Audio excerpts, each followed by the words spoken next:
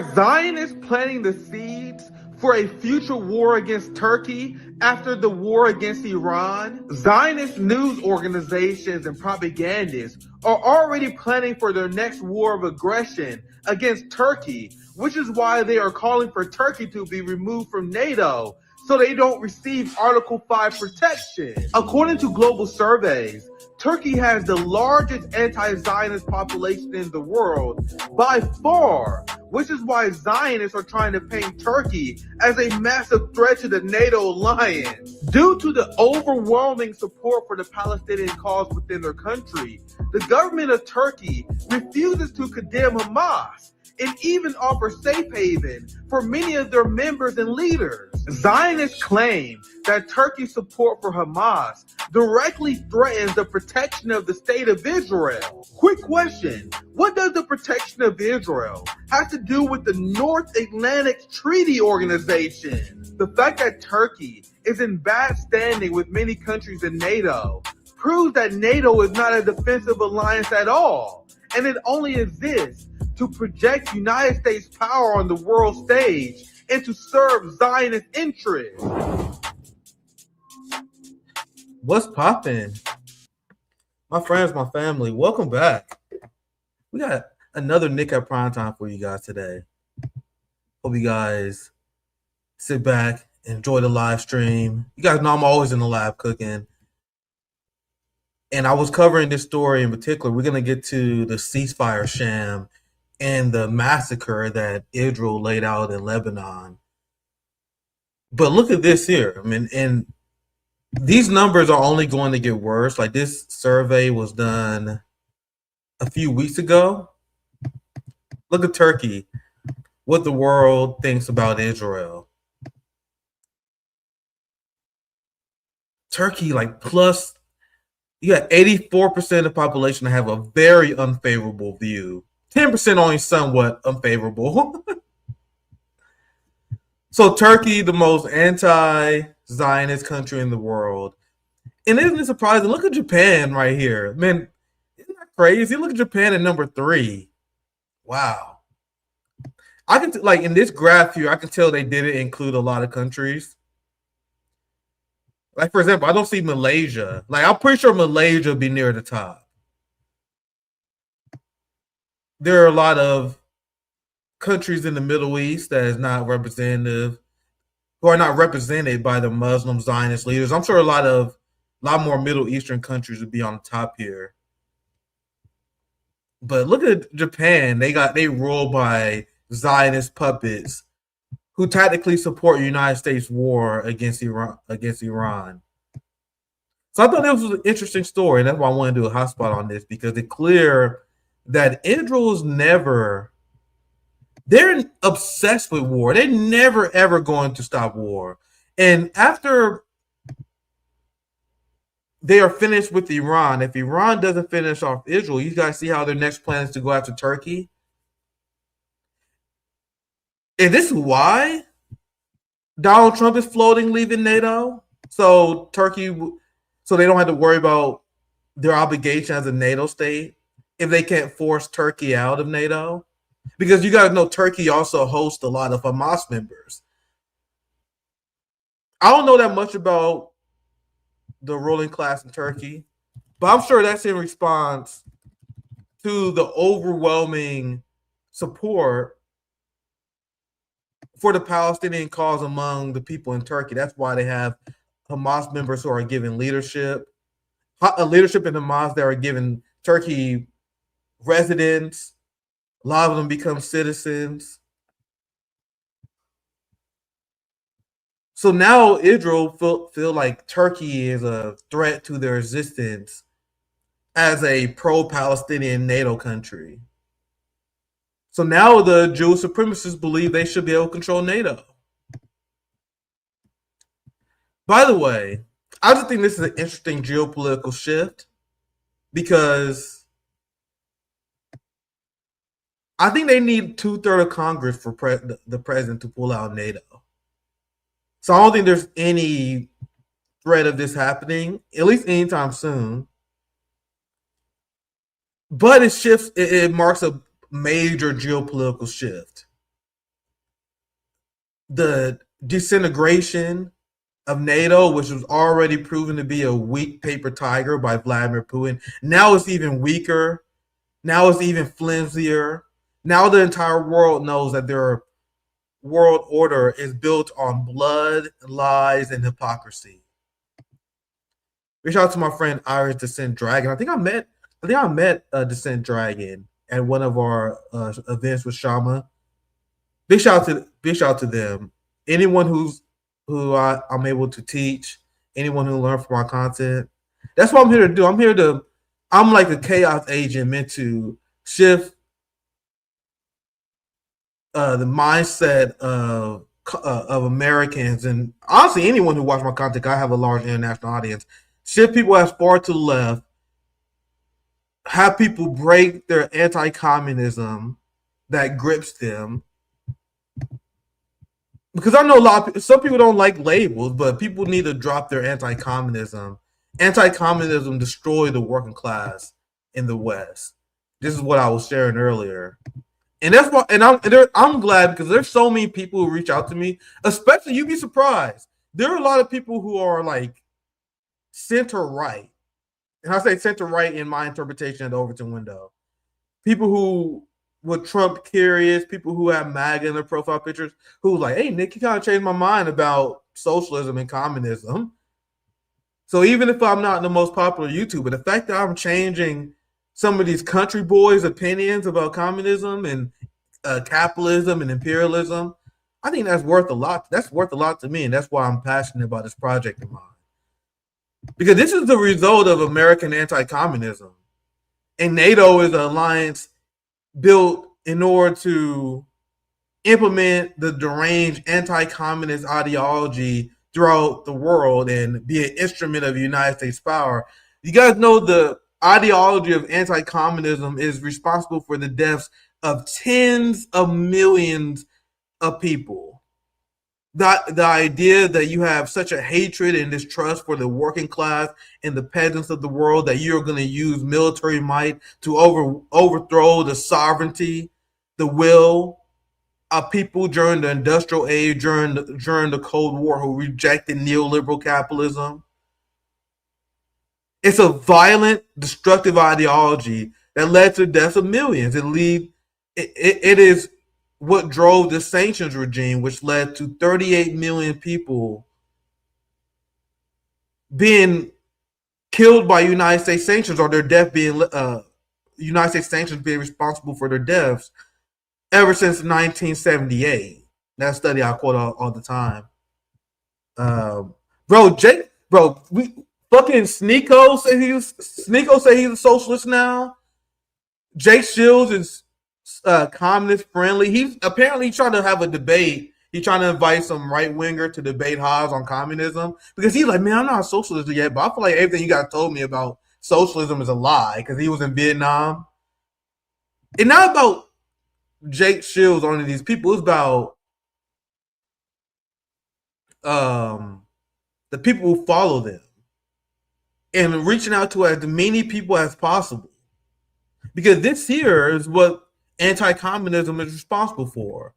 Look, forget 65. According to Bloomberg, America's new retirement age is 85 per Business Insider. This is anti-communism. You guys realize that anti-communism destroyed the American working class? Imagine you're some peasant who's not able to retire, working at Walmart as a greeter, and you think communism is the reason why you're struggling? Imagine the kind of propaganda that convinced Americans that this is the case. So this is my response, because it's just another example, because it's not just capitalism. I was playing this thread. It's not just capitalism, my friends.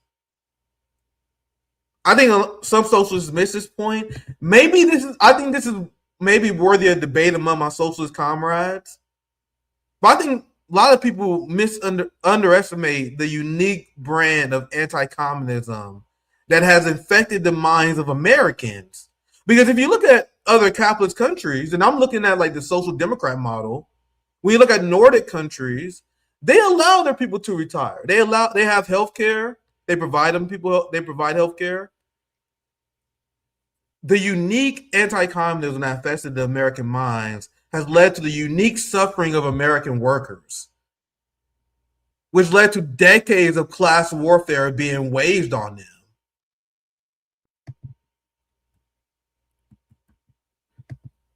And I was playing just the presence of communist parties and communist ideologies forces the capitalist class in other countries to negotiate with the workers to prevent full communism from spreading. A lot of these communist parties, like there's communist parties all over Europe, they don't have many influence, but they're there to scare the shit out of the ruling class and create a mechanism where they at least there's an element of class warfare they can't ignore. You guys realize that in the United States, because of McCarthyism, during the Cold War period, the purging of communists from all institutions, and this is what I'll explain here, the purging of communists from institutions, blacklisting anyone who believes in communism, the purge of communists from worker unions, and when worker unions and their bosses was replaced by the capitalist class, which is another reason why Americans turned on unions for a very long time, even though that number has been shifting very rapidly over the last 10 years. But Americans' thoughts on unions was very low in the 80s and 90s and 2000s because the unions was infested by capitalist infiltrators. The labor rights movement was built by communists and socialists, and then they was replaced after the very successful McCarthyist era that implemented anti-communism as the dominant ideology of the United States. So I add that to my tweet here that you have unions that were dismantled, labor rights dismantled, without any sort of communist ideology holding up the working mass, the working class and the masses. It was just a one-sided assault by the Reaganites,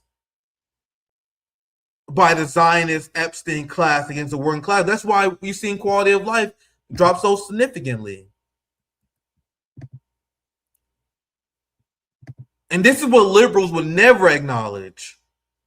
The presence of the Soviet Union forced the United States to implement reforms and policies to grow the middle class, because the Cold War was a giant economic war and also a propaganda war.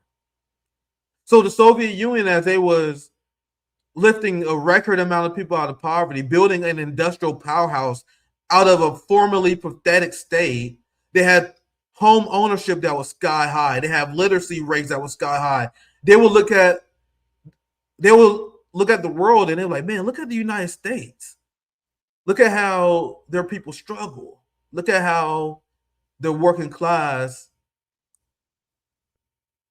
is not able to achieve this false American dream. That forced the New Age reforms, the New Deal reforms, I should say, which led to government programs that was meant to bolster the white suburban working class. A lot of it, which was designed to ignore the black working class as well, but that's a conversation for another day. But it was designed to uplift and create a suburban society that the United States can just use for propaganda purposes. So they say, look, capitalism works just as well as communism. Look, we can compete with the Soviet Union. So one of the greatest disasters that ever happened was the fall of the Soviet Union. You had millions of people who was waging anti-colonial struggles that now have lost the backing of a major superpower. You have the only check to United States in the Epstein regime completely gone. So now the ruling class in the United States, they don't have to pretend to care about uplifting the working class. They don't have to pretend about any of that nerdy shit.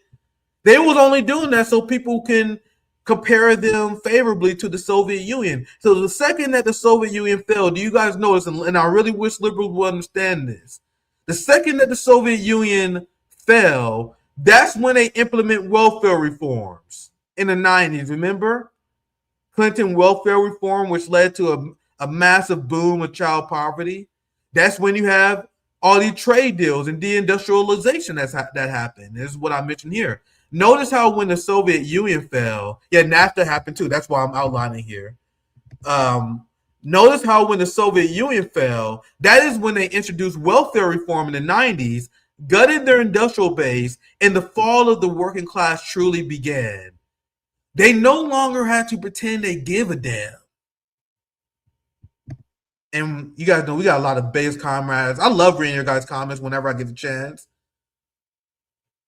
Soviet Union helped many African and Latin American nations to fight with money and weapons. South Africa and Cuba are prime examples. Many people in the West, I think humanity still haven't grappled with the massive defeat the people as a whole suffered to the ruling class, suffered to the Epstein class due to the fall of the Soviet Union. There's a reason why they still celebrate that shit to this day. That was probably one of the greatest victories of the ruling class and the working class. And I'm talking about millions and millions of people have suffered since then. One of the reasons why no one can convince me that Vladimir Putin isn't a great leader. Russia was a state that suffered immensely after the fall of the Soviet Union. It was reduced to being a weak, pathetic, subservient state to the West that was just lucky enough to open a McDonald's. They're like, hey, God, I know our people suffer. I know millions plunged into poverty. I know that women are forced to become prostitutes to survive during the fall after the fall of the Soviet Union. Hey, but look, at least we have a KFC now. At least we have a McDonald's now. But Putin took this country that was broken, economy was in shambles, poverty was sky high, and turned it into a superpower. What an absolute Chad. Immediately improved the quality of life for his people. And the Russian people still benefit from many of the reforms that came from their Soviet communist era, which is why they have paid maternity leave, something that we don't have in the United States. That's why they provide health care for their people. That's why their people are able to actually raise families, unlike in the United States. And then dipshit liberals and capitalists like, don't you know that the average American makes like 2 times, 3 times more than people in Russia? Don't you know Americans are wealthier than Russians? What does that say about our garbage system that we have more capital than people in Russia and many other countries, but we can't afford to have our own homes? Americans like to look down in Africa and in Uganda in particular. They're like, man, we are so much better than these Africans. Bro, in Uganda, they have people in the working class that own homes. They are able to raise families. Yes, they are poor compared to the raw capital what we have, but in Russia, China, a lot of these countries that have a fraction of the wealth that we have actually take care of their people, provide health care to their people, modernize infrastructure for their people. So what's the cause of this? The cause of this is a failed system that take the richest country in the world and render their working class in poverty, that forces you to take multiple jobs in order to raise a family, that essentially destroys the family dynamic.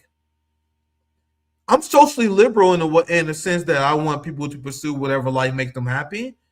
But I think the fall of the family structure, where you have one breadwinner and one parent that stays at home to take care of the kids, I think the fall and collapse of that has devastating consequences for society. Now, even if you wanted to be on some trad shit, you couldn't. Let's say either the father or the mother want to stay home. You can't afford that in the United States. What do you call that other than a failed system? And that's why when we talk to our more conservative-minded brothers and sisters, people on the left have to be smarter. This is why I'm able to win people over to our cause, because I look at conservatives and I'm like, bro, you claim you care about family values. Isn't the number one marker of family values whether someone can afford to raise a family or not?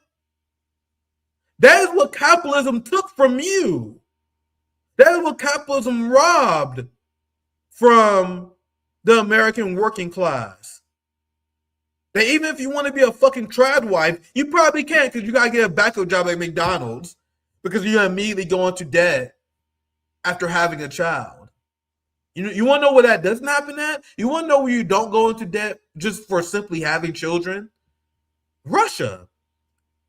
Meanwhile, the Bernie Sanders left, the Dr. Cornel West, the Zoran Mamdani left. They hate them some Russia. They love NATO over Russia, the anti-communist organization, because they were deeply jealous that Putin provides benefits to their people that they failed to achieve at home. Imagine being a dipshit U.S. leftist who failed to achieve and grant health care to your brothers and sisters through reforms. You failed to accomplish paid maternity leave through reforms after decades and decades and decades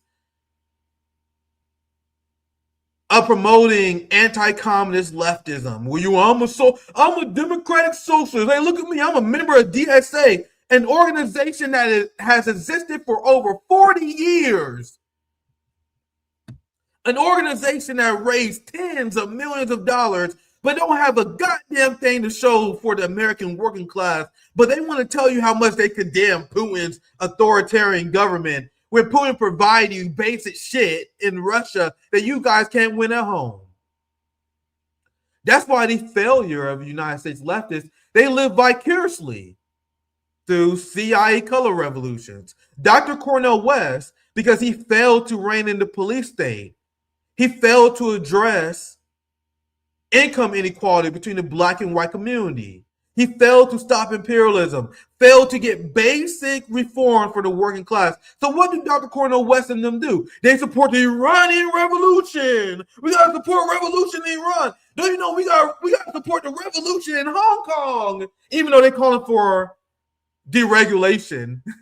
Like, bro, they was calling for deregulation in Hong Kong protests. Meanwhile, dipshit United States socialists like, we gotta support the Hong Kong protests. They do that because that's them coping, because they failed through their pathetic ideology to actually impact change. So they side with the CIA, they side with the United States and cheer other governments being toppled while they hold the United States as a beacon to democracy. And you guys know I would never let my boot off these people's neck. Less so Cornel West, because I think Cornel West's position on NATO is pretty good. He was against the Ukraine war. But majority of these NATO leftists, like Bernie Sanders, Ro Khanna, they prefer this anti-communist organization. They support the ban rights in Ukraine, despite the fact that they implemented extreme anti-labor and anti-UN policies. Over the bloc, like China, that executes the billionaires. You have liberals that say that the billionaires in Russia is afraid of Putin. Have you guys ever heard them say this? They will say, don't you know that Putin have these Russian oligarchs under his control? Because you guys know, a businessman in Russia is an oligarch. In America, they just simply businessmen, capitalists. But they like, these Russian oligarchs, they're afraid of Putin. Isn't that what we want? Don't we want the billionaire class to be afraid of the state? To be afraid of the collective? That's how colonized people's mind are. This is why Trump pointed out NATO will be a fantastic thing. Even though I don't believe it's happening. Because NATO exists to project the United States power on the world stage and be an anti-communist check. They will never admit it. To answer your question, he said, why do you think these so-called leftists are so aggressively anti-Russia? I don't really understand why they're so against Russia. They wasn't against Russia until Hillary Clinton lost in 2016. And then the Democratic Party told them that Putin was evil and authoritarian, and all of a sudden everyone hated Russia. I remember clearly Barack Obama had a dunk on Mitt Romney. Do you guys remember when he was like, hey man, this is not the Cold War anymore. Russia's our friend. When Mitt Romney accused Barack Obama of being too weak on Russia. This is why I hate the NATO left more than anything else, because I remember this shit. I'm a millennial. I wasn't around for this shit. I didn't have a platform, but I remember it. I remember clearly there was an anti-Russian sentiment on the left until the Democratic Party told them to. Actually, I'll correct that statement. I'll correct that statement. There was always anti-Soviet sentiment among the DSA left. Like there was like these the CIA suitable left. I would correct my statement on that, because there was a lot of anti-Soviets that would get mad at tankies, but it spread significantly after the Russiagate hoax. Even if they will admit that they will say they didn't fall for Russiagate. They will say that they don't believe that Russia caused Hillary Clinton the election, but they were directly influenced by anti-Russian propaganda that intensified since that moment, whether they want to acknowledge it or not. Because I remember a day where there wasn't a leftist just obsessed. Like the idea that leftists, even social democrats, like to be honest, like even remember I was a social democrat during most of the 2010s. I became a communist post Bernie. I've been in theory reading communists for about 6 years now. So I don't even remember, and correct me if I'm wrong, I don't even remember among social democrats there being like this raging hatred of Russia in support of NATO. We understood that NATO was an imperialist structure. That's why I was so flabbergasted, and people who followed my work for a few years, when I saw the left uncritically support the NATO proxy war. I'm like, you got to side with NATO? I thought we was against NATO. That was part of my divorce of the Bernie social democrat left. I'm not anywhere remotely a liberal. I'm not a liberal. I'm very illiberal in a lot of ways.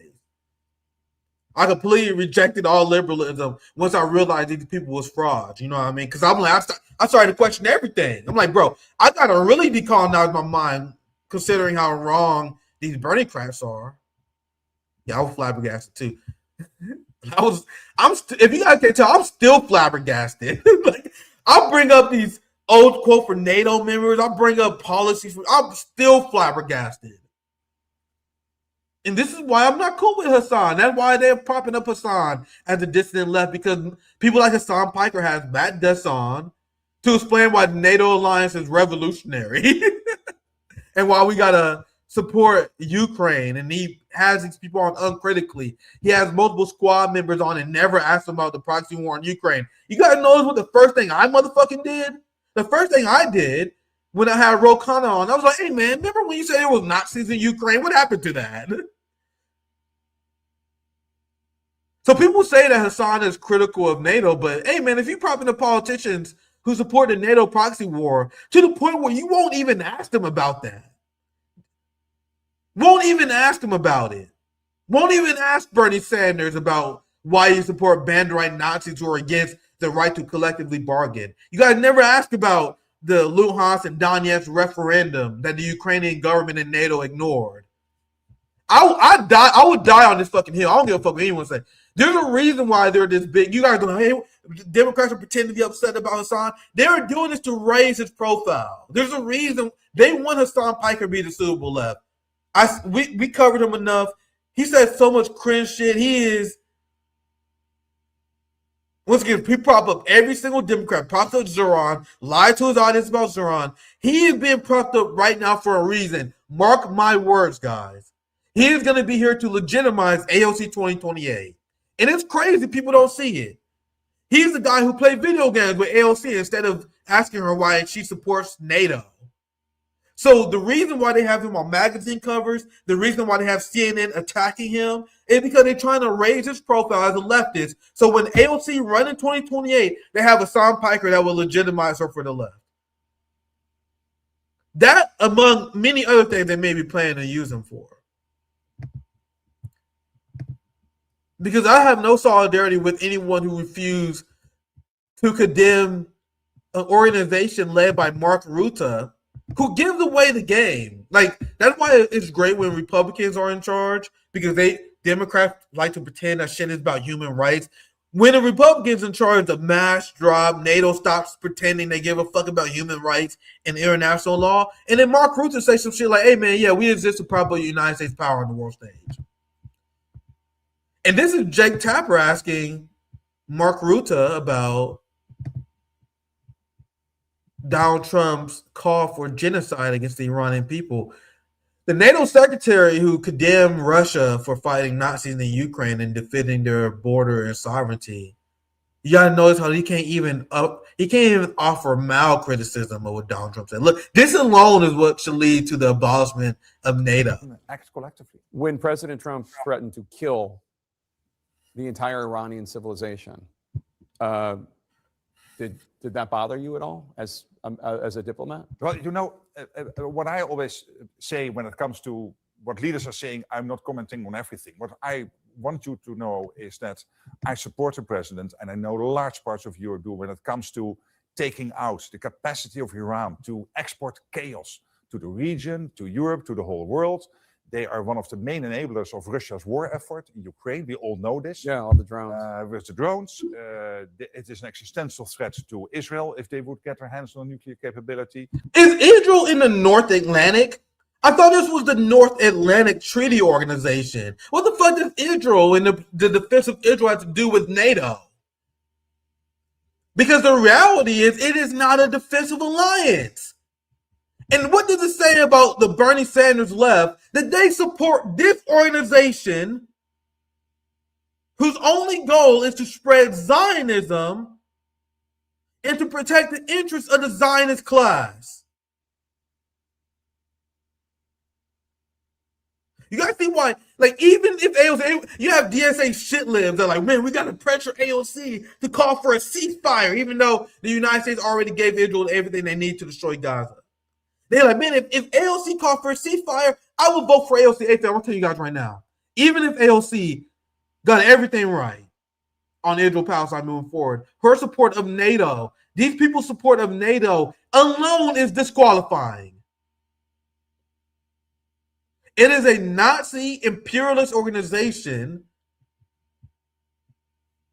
that is here to provide cover and support for the United States as a plundered the world. You guys see how he repeats the lazy Zionist talking point that Iran is a big spreader of terrorism, even though Israel just murdered over 180 people in Lebanon, invading all their neighbors,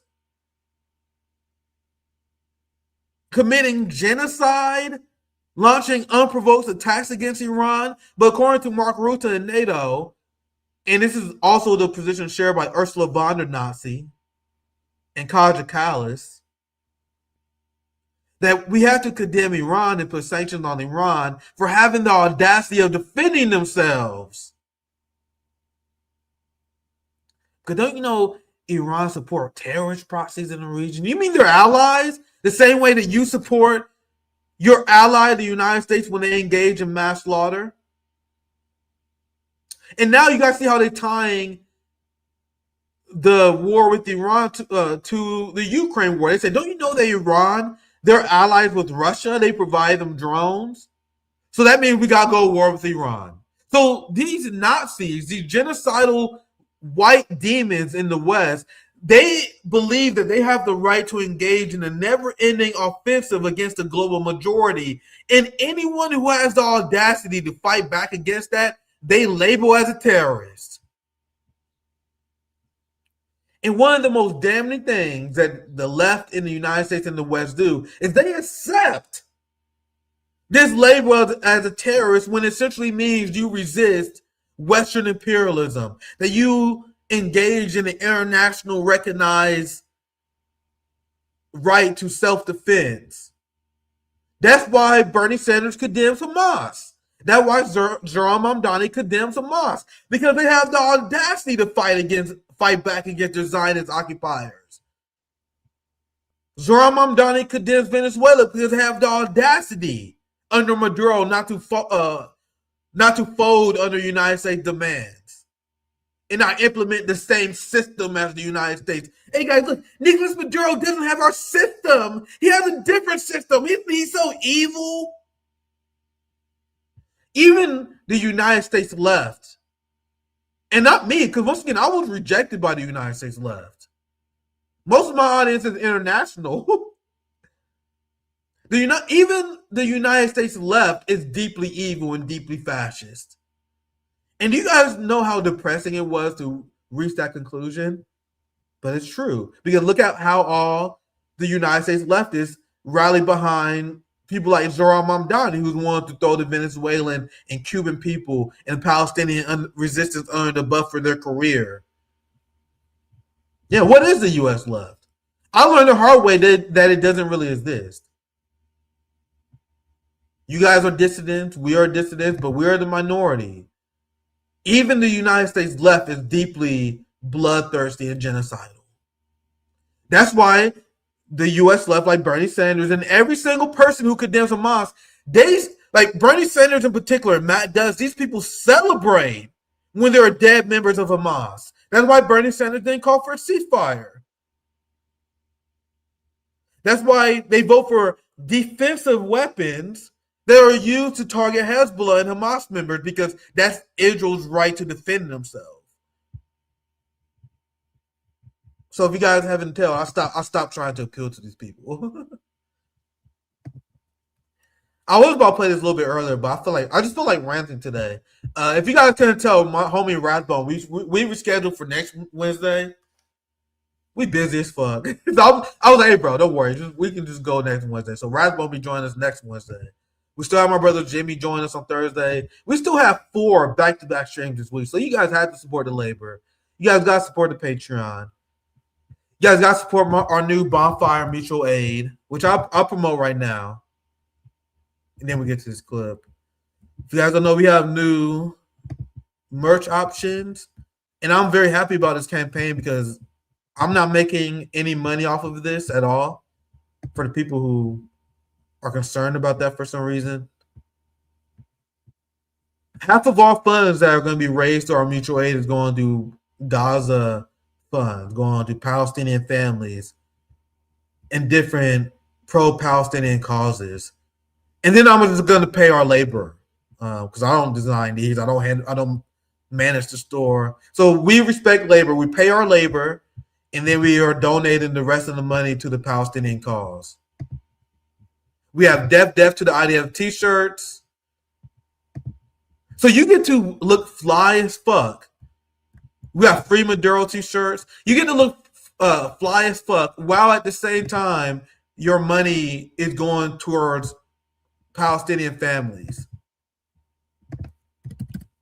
I showed this before because every month we're going to pick a new campaign to fund.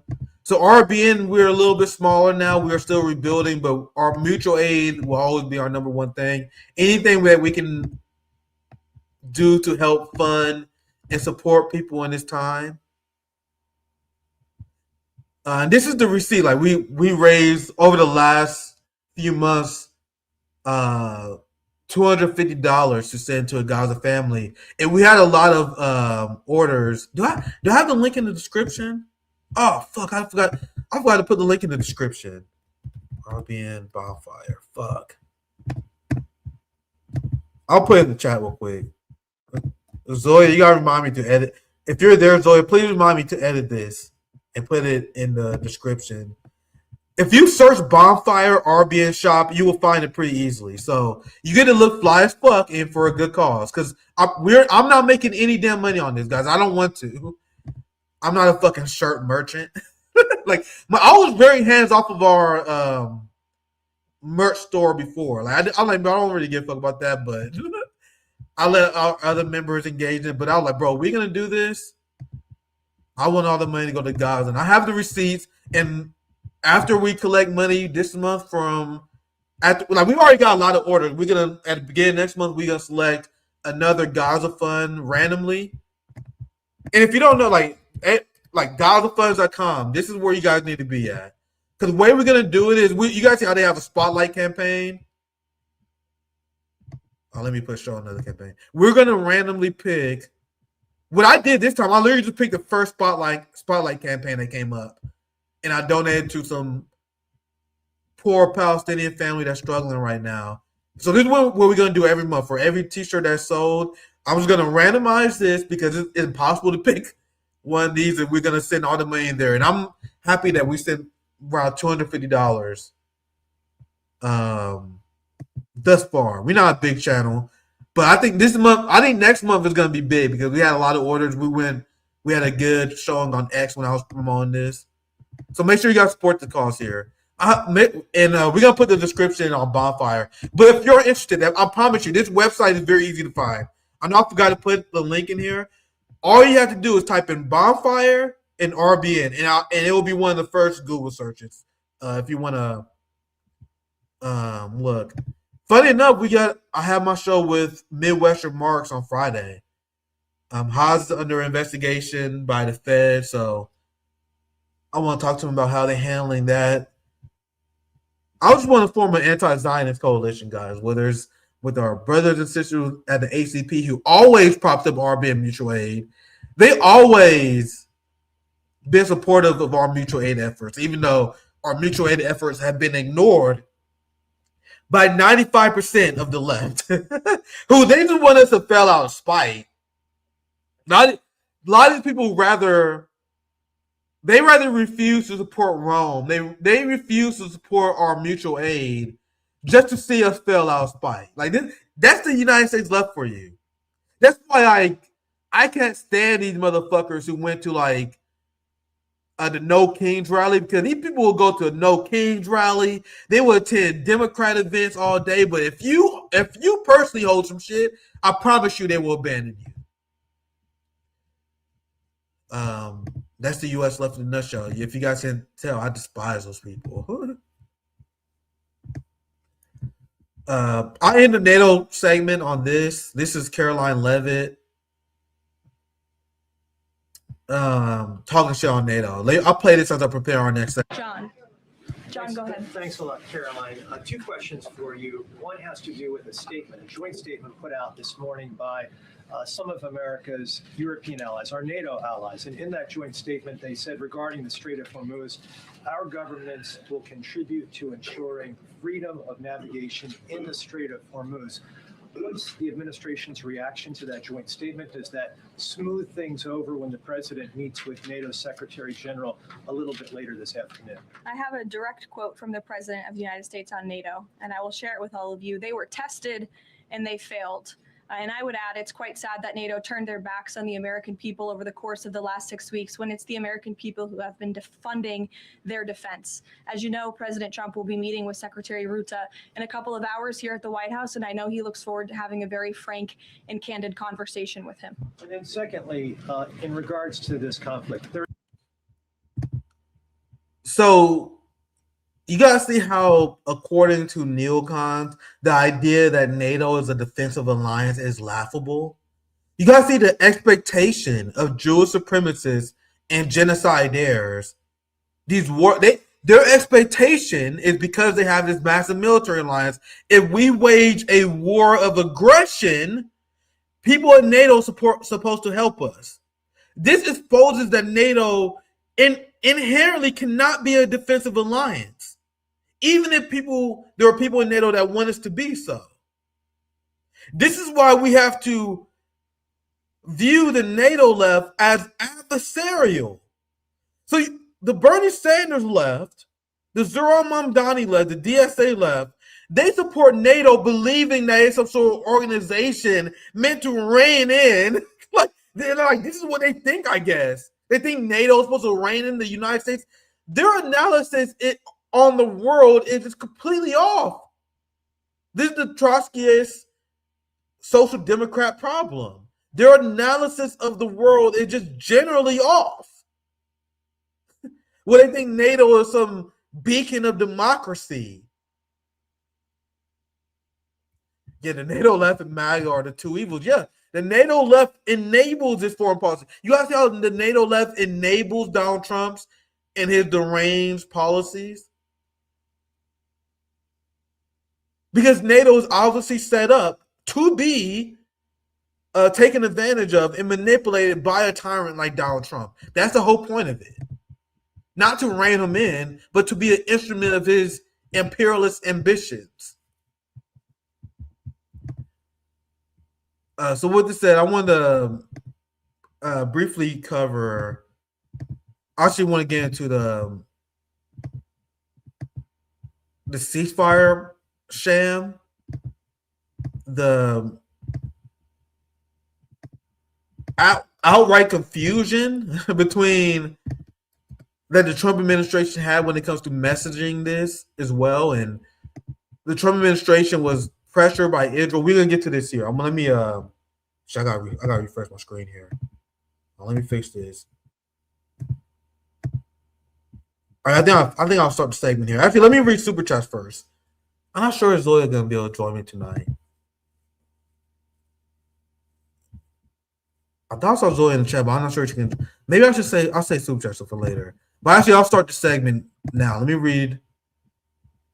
Yeah, this is a good comment. Anti-imperialists want to improve the world. Liberals just want to feel good about themselves.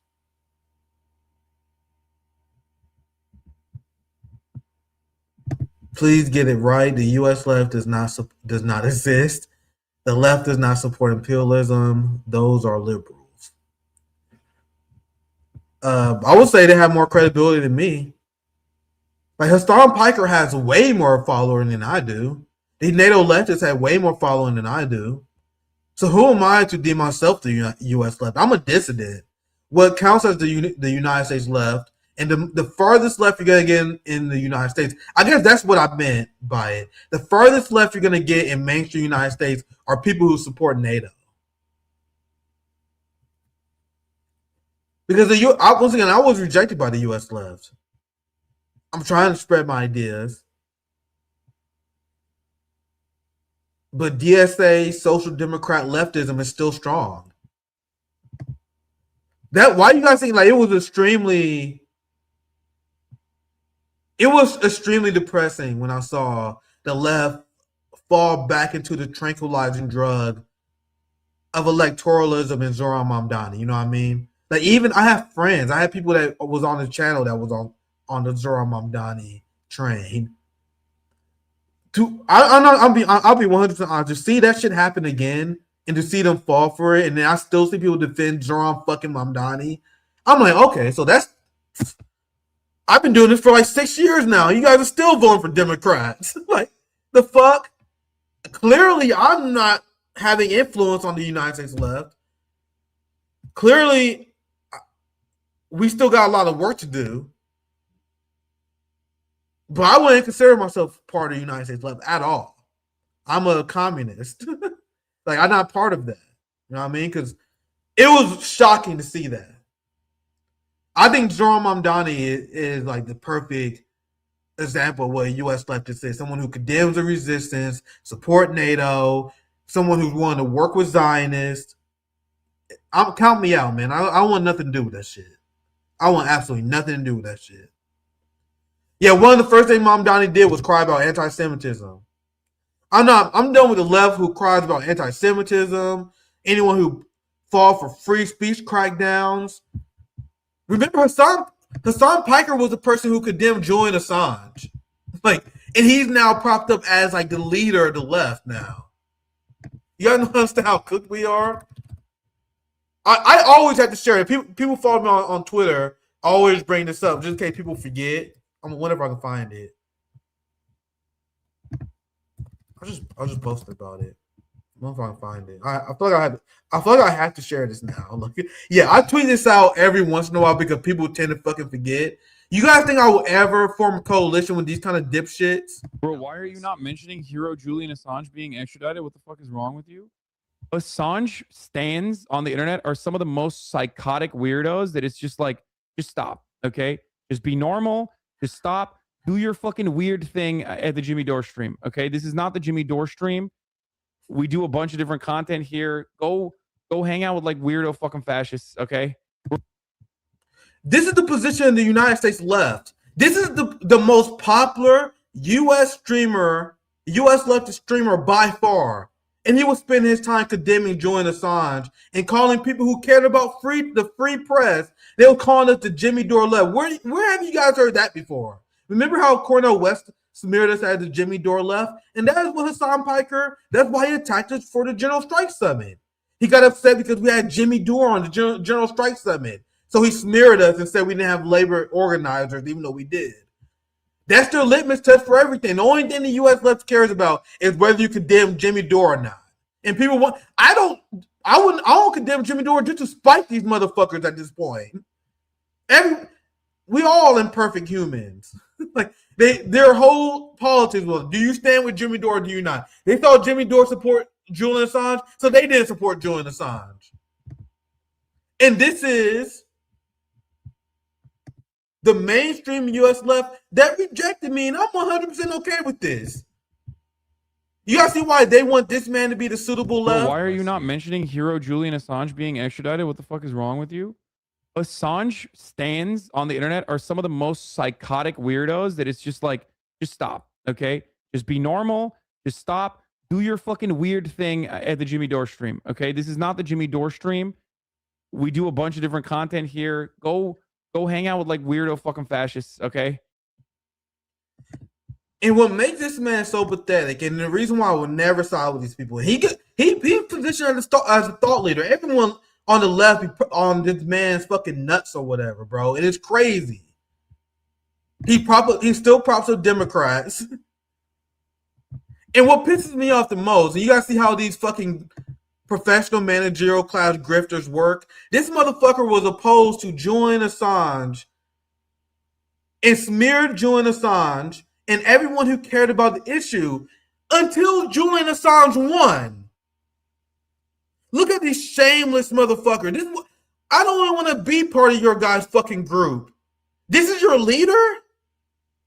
Look how shameless this motherfucker is. After smearing Julian Assange as a fascist, after smearing his supporters as fascists, and after watching people like our friend Comrade Misty Winston, and countless other Julian Assange activists put in the work to help free Julian Assange, and you did nothing after watching everyone put in work to free Julian Assange, after the deed was done, and after it was revealed that Julian Assange was actually on the winning side. Look at how Assange changed tunes. Look, Julian Assange, a free man after 5 years in prison. And I clipped this video at one point, but I can't find it. But in this video, he's like, yeah, man, this is a victory for free press, man. This is a victory for free. Look, man, I was always with Julian Assange. Yeah, all the homies support. Nigga, you fucking fake-ass buster. This is the entirety of the U.S. I have stories for days. You guys have no idea the lack of integrity that many people in the United States left have. Like plenty of RBN members, for example, who thought that they was going to join RBN and get rich. And then when they didn't, they decided to get jobs with the Democratic Party, like a Finney. That's why I went full tanky. I'm done with the U.S. left because it's full of people who are just unprincipled. And that's why the working class is in the position that it is in now. Look at how quickly liberal change the rhetoric. You guys see, they was against Julian Assange when they was convinced. Many people was doomerish about Assange. Like, oh man, yeah, Julian Assange is fucked. Oh, Julian Assange is fucked, guys. That's why a lot of people didn't even bother with the issue because they just assumed he was fucked, and that what these people assumed. Then the second that it was revealed that Julian Assange wasn't fucked, that's when all of a sudden, and I've seen it. I've seen the Ryan Grims. I've seen the Anna Kasparians. I've seen all the people who used to smear Julian Assange. The second that Julian Assange and his movement won, all of a sudden they became the biggest Julian Assange supporters of all time. And that's how it always happens. Anyway, I need to move on, but I have so many stories from U.S. leftists, man. And just how unprincipled they are. But since I kind of took a little break, this stream is all over the place. But hey, man, we doing 4 streams in a row, so you guys can't blame me for just. I got a lot of shit to get off my chest. You know what I mean? So Zoya's love. I see you in the studio. Are you free? I know that our plans change. I know Zoya usually not free on Wednesday. Zoya, are you? Yeah, there we go. Zoya's love, Zoya's life, the homie. Can you take over for a few minutes? Let me take a break here real quick as I prepare our next segment. I got you. Let's get into the chat. Much love. I'll be right back.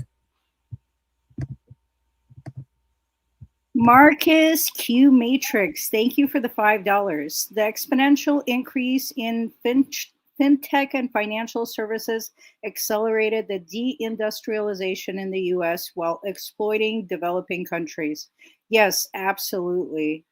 That's a topic a lot of people don't fully comprehend. All of the good times and periods like the 50s that happened in the US when they were fighting communism were actually at the expense of the global South. The Transcendental Man. Thank you for the $1.99. Jake Tapper is an Israeli dual citizen. I don't know if that's true. That's crazy if it's true. So breaking news from the chat. Joseph Massey, thank you for the $4.99. Buy some shirts, people. Yeah, Erin is actually the one designing all the merch, and she used to design graphics for RBN as well. Great, wonderful lady. Unfortunately, her husband suddenly passed away about a year ago, and she's a single mom now. She's really been struggling, so all the proceeds go to Erin and the Gaza links that Nick showed you guys. So check out the store. There's a free Maduro shirt. There's a lot of different designs, and Erin hand draws them. Next, we have Violin. These fake influencers are pure psyops. Yeah, you know, but people keep falling for it. As soon as we find out what frauds they are, there's a whole new generation of people that's new to politics that falls for it and thinks it's a pragmatic position to try influencing the system through voting for Democrats, and it starts all over again. These cycles eventually are going to have to break. Plum Drum. That entire TYT mob was wrong on so much, including Assange. Indeed. But somehow they just apologize and move on for all of their incorrect takes.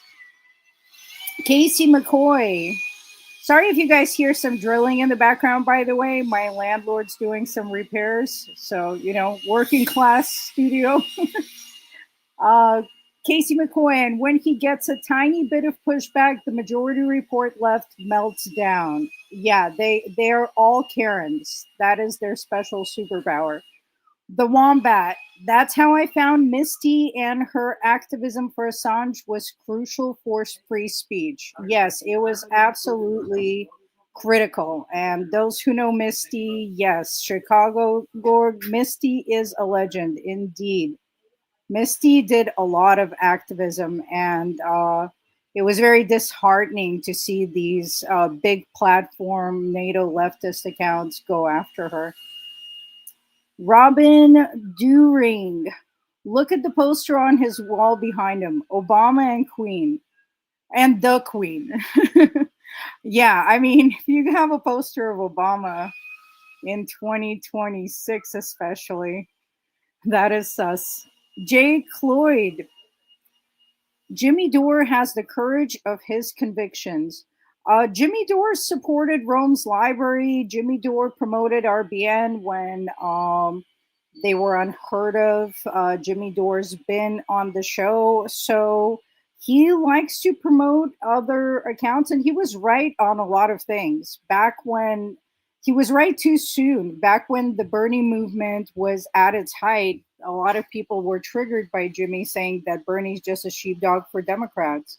And a lot of things that Jimmy pointed out and showed receipts for, he was correct on. So he should at least get credit for being right, whether you disagree with him on other takes. Goy Scum, wow. Hasan is a Nepo baby. Yes, indeed, that he is. He's a spin-off for a younger generation of TYT. Come out, you IDF. I don't condemn Jimmy Dore just to spite these motherfuckers at this point. I love this fucking guy. If it, the people that was wrong about everyone wanted us to condemn Jimmy Dore because any small disagreement. Like, bro, we should be condemning you for being against Assange, be against Julian Assange. Like, I'm against the people who vote for Joe Biden. I'm against the people who vote for the duopoly like you guys did. Like, you have people who voted for genocide. Like, remember, Finney was one of the people who had Jimmy Dore derangement syndrome. One of the things that led to tension between us. She voted for Joe Biden. Like, imagine voting for genocide and voting for the Democratic Party and think you have a moral high ground over people who didn't. Like, that's like, for one, if you're gonna have any criticism of Jimmy, everyone, no one's above criticism. But how about you humble yourself? See what you should improve on instead of trying to be some sort of moral arbiter of the left. People who voted for fucking genocide believe that they have the right to condemn Jimmy Dore as a fascist. No, you're a fascist if you vote for the Democratic Party. And we're gonna have Jimmy on Thursday, and I'm actually gonna cover the Pope story with him. I'm rearranging some stuff with the show because Rathbone rescheduled. We're gonna have Rathbone next Wednesday. You guys know things happen, so he's gonna join next Wednesday. I kind of reorganized the show a little bit. Zoya, we're probably gonna have to change the title a bit. I have 2 more segments. I'm gonna save the Pope story for Jimmy. I think that's gonna be funny to cover with Jimmy. If you guys haven't seen it, I was about to cover how the Pope essentially condemned Donald Trump and his foreign policy. So then the Trump administration sent Pentagon officials to threaten the Pope. But we're going to cover that tomorrow. I think that'd be a good story to cover with Jimmy. I still have so many things to cover today, but I was like kind of ranting at the beginning of the stream. Zoe, I appreciate you taking over. I'm going to pop you in the back. I'll call you back here soon. You're going to help me close out the show. I want to cover the Ceasefire Sham follow-up to our live stream yesterday. And I told you guys, I had a hard time seeing Israel accepting number 10 on the Iran peace proposal. All right, actually, let me start like this. I'm gonna put this up so I know when the segment. All right, I'm gonna start the segment here because we're gonna start with the Israeli meltdown before I get to that part. So it's clear that Israel is doing everything they can to attain peace. They are warlike people who are obsessed with the war, and they vow to never end their conquest and their pursuit of the greater Israel project. And now that their tactical defeat to Iran is being laid bare, you have all these Israelis that are now attacking Netanyahu. You guys see how they're attacking Netanyahu and trying to throw him under the bus as if they didn't support his foreign policy agenda 100%.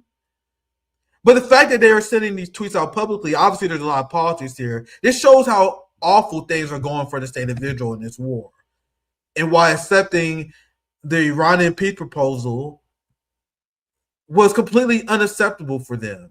So Donald Trump and his team announced that they was going to have a ceasefire with Iran. And I was looking at the 10 points of agreement that Donald Trump and his team claimed that was a working framework. I was like, bro, this is crazy. Remember last night I was like, bro, if Donald Trump and the United States actually agreed to this is such a massive defeat, especially number 10, because number 10 on the Iranian demands was ending all conflicts and aggression against Israel's neighbors, like Lebanon, their brothers and sisters in Gaza. So I'm like, bro, what? The United States really agreed to that? So, of course, the Israelis was not happy. And they was blowing up the White House. And they engaged in massive terrorism in order to keep the United States drawn into this conflict. And this is why I was like, bro, I wish these motherfuckers would do so. I knew it was a good possibility that Israel would break this ceasefire. But I'm like, bro, if you guys do that and pretty much rip up another ceasefire agreement, Iran has every right to seek your utter destruction. And I think the world needs to do something about these consistent slaughters by the Epstein. I think these things cannot be overlooked. Like, how are we ignoring these massive crimes against humanity? Like I'm talking about, like there's not just a ceasefire. We need every member of the IDF tried and in prison. Anybody involved in the execution of the school children need to be tried and in prison. There needs to be way more than a ceasefire. And now that Israel forced the United States to continue this war in a never-ending fashion, Iran has to, and this does not mean on quarterbacking, because you guys know I actually hate doing that. I am not on quarterbacking. I'm just saying a fucking fact, okay? This is not me just saying on the sideline telling what Iran should do. This is just a fact of life. If Iran does not make Israel pay, stuff like this will never stop. There should be no conversations about ceasefire and peace until the current Israeli regime is gone. At least 182 killed across Lebanon in large wave of Israeli strikes. So they launched these strikes and they demanded the Trump administration repeat their lie that Lebanon was not part of the ceasefire, when we know for a fact that it was. I shared this with you last night. This is why I'm like, bro, this will be such an embarrassing loss for Donald Trump and the Zionist regime.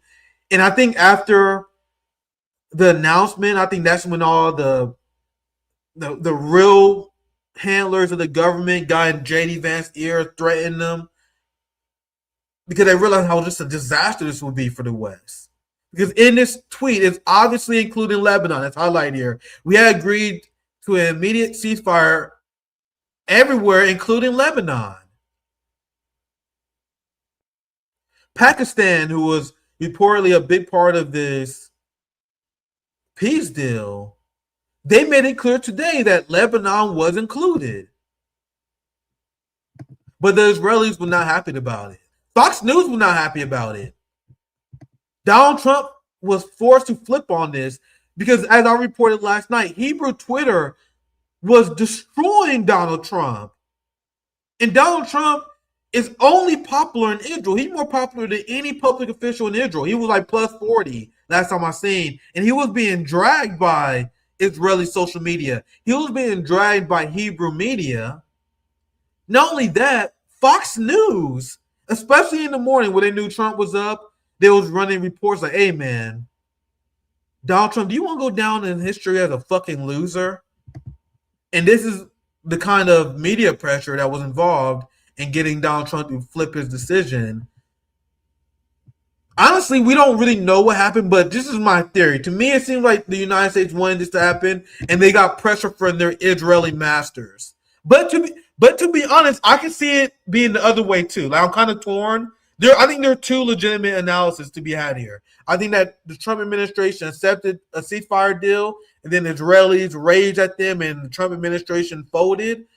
And then there's the alternate analysis, which I think both are kind of valid. Let me know in the chat which one you guys prefer. There's also the analysis that Donald Trump was in on the ceasefire facade from the beginning. I think both of these are legitimate analysis of the event to the real truth come out. But this is Fox News doing their job, going along with their WWE style performance of pressuring Trump to continue this war. Well, the Israelis, for what they know so far with the details in this 2-week delay in the war, they're not too happy with the details, but they say it's President Trump's decision to make. The Iranian response was to fire another missile at Israel. It wasn't 5 minutes from the time that Truth Social post went up that our phones lit up with another incoming missile. This missile was intercepted over Jerusalem. The shrapnel came down. We've got no word of any injuries. It should be noted that word had gone out through the IDF that we should anticipate a lot of missile fire tonight, and they have not taken that down yet. So that's a situation right now. Sometimes we see here in the Middle East that they will fire one just to be defiant at the end, but it's also possible that word hadn't gotten out to the rocket crew. Laura? So that's Fox News explaining how the Israelis was not happy with the ceasefire deal. So Fox News had to make Donald Trump know that he will be considered a loser if he goes along with it. But I will say that the president's demands We have not reached any of those objectives. I have full confidence that the president is going to find some way to make this happen. But he said that we want to dismantle all major nuclear facilities. That has not happened. The end of uranium enrichment on the soil, they're still enriching. The transfer of the enriched uranium stockpiles out of Iran, that hasn't happened. The acceptance of intrusive international inspections, they're still not willing to do that. And they have not suspended their ballistic missiles program. You guys see how Fox News is reminding Donald Trump because they know, especially Fox and Friends. Donald Trump doesn't miss an episode of Fox and Friends. He calls into the show all the time. So here's Fox and Friends and his favorite coon. Like, hey, Donald Trump, you're a loser. Your deal doesn't stop them from enriching. You guys did completely degrade their ballistic missile program. Then get rid of their nuclear program, and now you guys dropping sanctions on them?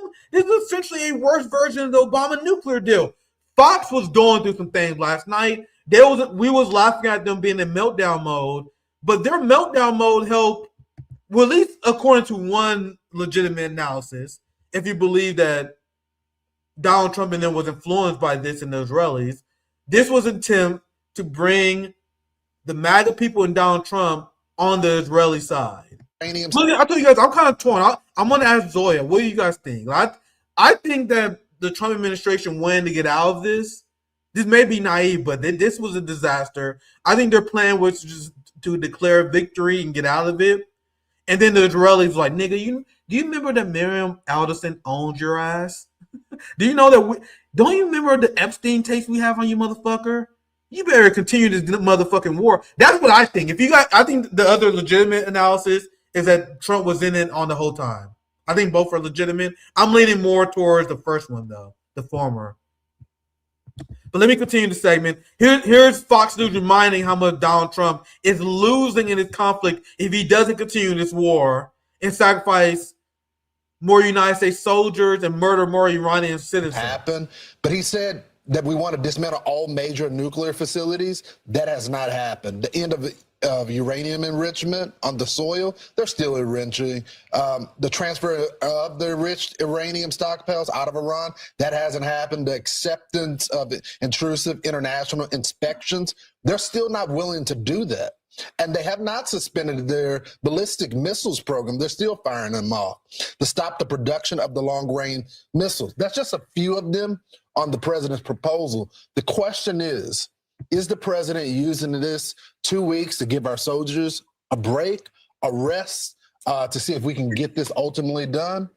We'll see. But I will say, I think this lends a lot of credibility to the idea that this whole rescue mission was a complete lie. You guys seen how the Trump administration, along with the corporate media, created this entire fake-ass narrative about a rescue mission when it was actually an invasion to steal Iranian enrichment, and they was wiped out so bad. Donald Trump like, all right, 2 weeks, 2 weeks, 2 weeks.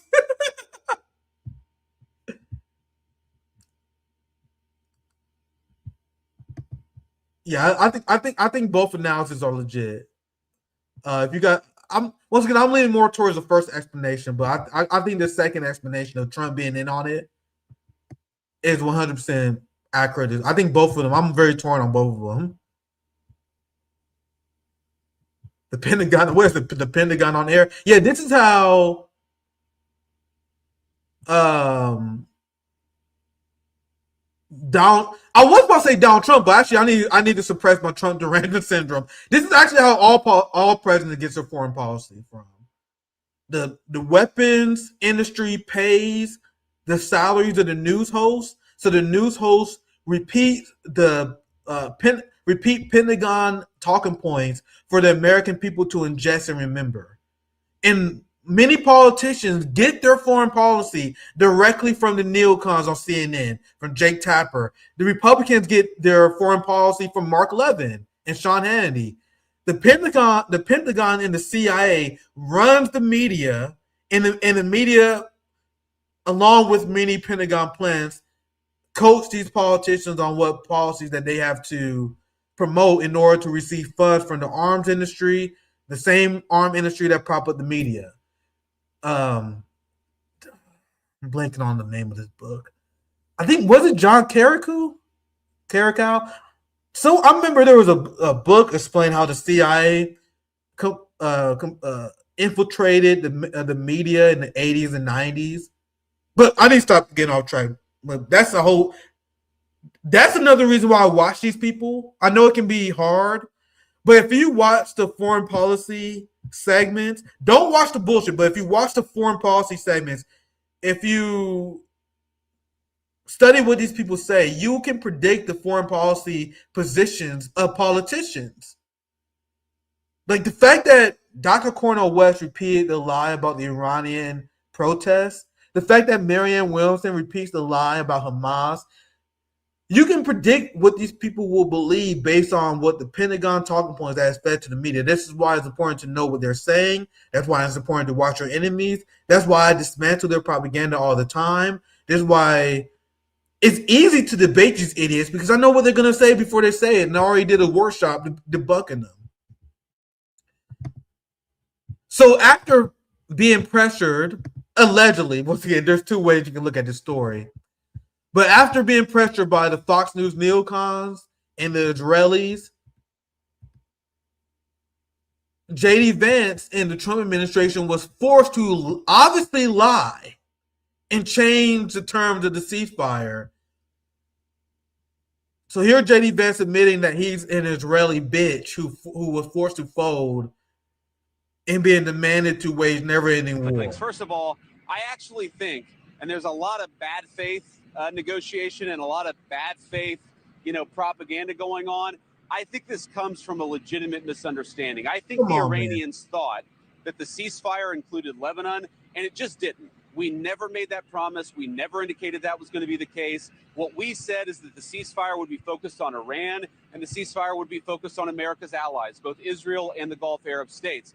So you telling me that you guys negotiated on a ceasefire that focused on your allies, but Iran didn't propose anything for their allies? That is complete bullshit. Iran made their 10 points clear, and they said it many times before that they seek a ceasefire in Lebanon. They will never stop firing into Israel until Israel ends their assault on the Palestinian people and on their brothers and sisters in Lebanon. This is J.D. Vance after being lectured by Miriam Alderson and being forced to lie to the American people on behalf of the Zionist regime. Or this is just J.D. Vance playing his role. I think both analyses are legit. Iran murdered 30K protesters for protesting. Only 30K? That's what you're going with now? I think this guy is doing funny. I think this guy is being funny. Only 30K? What are you, some sort of propagandist for the Iranian regime? I heard it was over 6 million. Anyone who says it's under 6 million is a denier of the Iranian Holocaust. Yeah, let's do that. 30K? How you know it's only 30K? You sound like a fucking pro-Iranian propagandist if you believe that. Why don't you believe they killed 45,000? You don't think that's possible? Why do you pick 30,000? I just want to ask you, where do you guys get your number? Because everyone's number is different. Some people say 30,000. Some people say 50,000. There's some people who slack and say like 15,000. Why not say 6 million? You guys love that number. 6 million people die by Iran, and anyone says anything less, you're a fucking Iranian Holocaust denier. I don't know if that guy was trolling or not, but it's still fun to see those kind of comments. I wish I got more liberal dissent commenters. I wish there was. They just don't even bother no more. I wish I got more trolls, to be honest. I don't know if that guy was even trolling. I just wish he was. So Israel gives its response to the ceasefire. 50 jets dropped 160 bombs in 1 minute. 100 Lebanon sites bombed in 10 minutes. And they were bombing apartment buildings and indiscriminately targeting civilian areas. But Zionists want us to believe that Iran is a terrorist regime. there needs to be a worldwide coalition against the Israeli regime because they made it clear that they will never stop.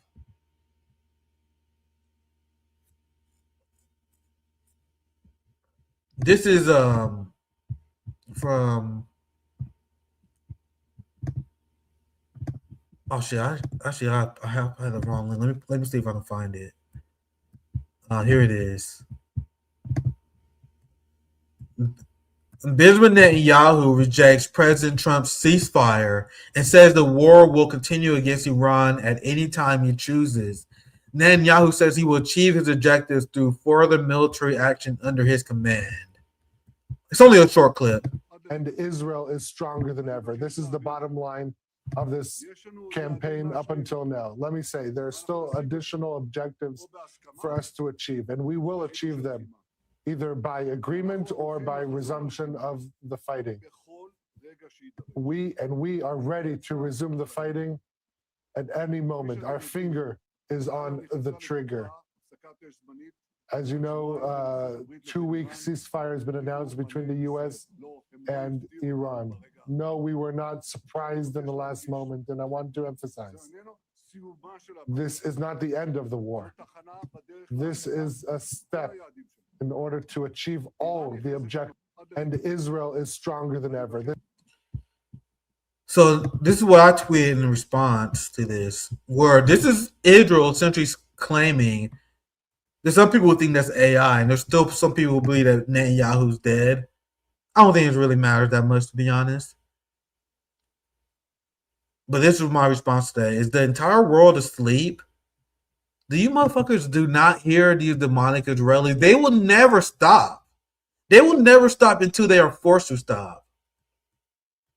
So if Iran doesn't force Israel to, if they don't make Israel pay dearly for this violation of the ceasefire, I think that would be a huge strategic blunder. But to be clear, they vow harsh retaliation. They claim the war against the Zionist regime would not end. So Israel signed their death warrant. Because whether they abandon the ceasefire or not, they can engage in all these tricks. They can engage in all these propaganda campaigns and these deceitful tactics and these terrorist attacks. That does not change the fact that you motherfuckers are losing to Iran, and you guys will never turn the tide. The U.S. bases that were destroyed is not coming back. Iran is now a regional superpower, even more so. The Straits of Hormuz will remain closed, which Iran announced immediately. They're going to fund their reconstruction and the military retaliation through the use of tolls.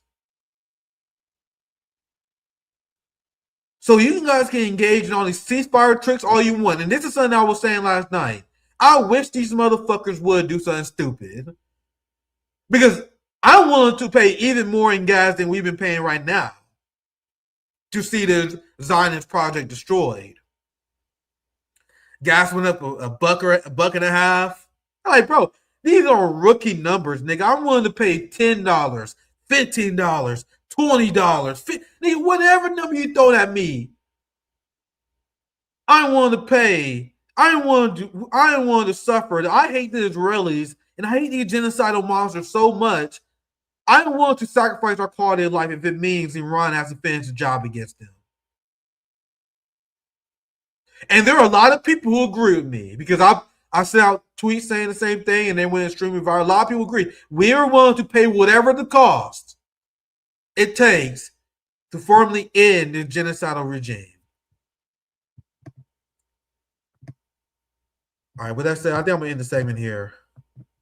I was putting these chats up. These super chats help me with my editing. I can tell where the segment begins and ends. So that's why I put the super chat up. I'll read it.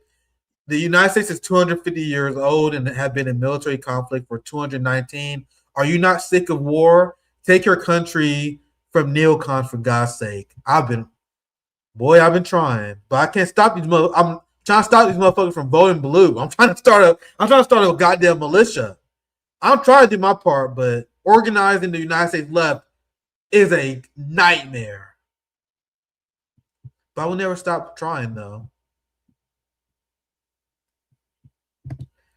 Oh, did he though? Did he now? I gotta see that.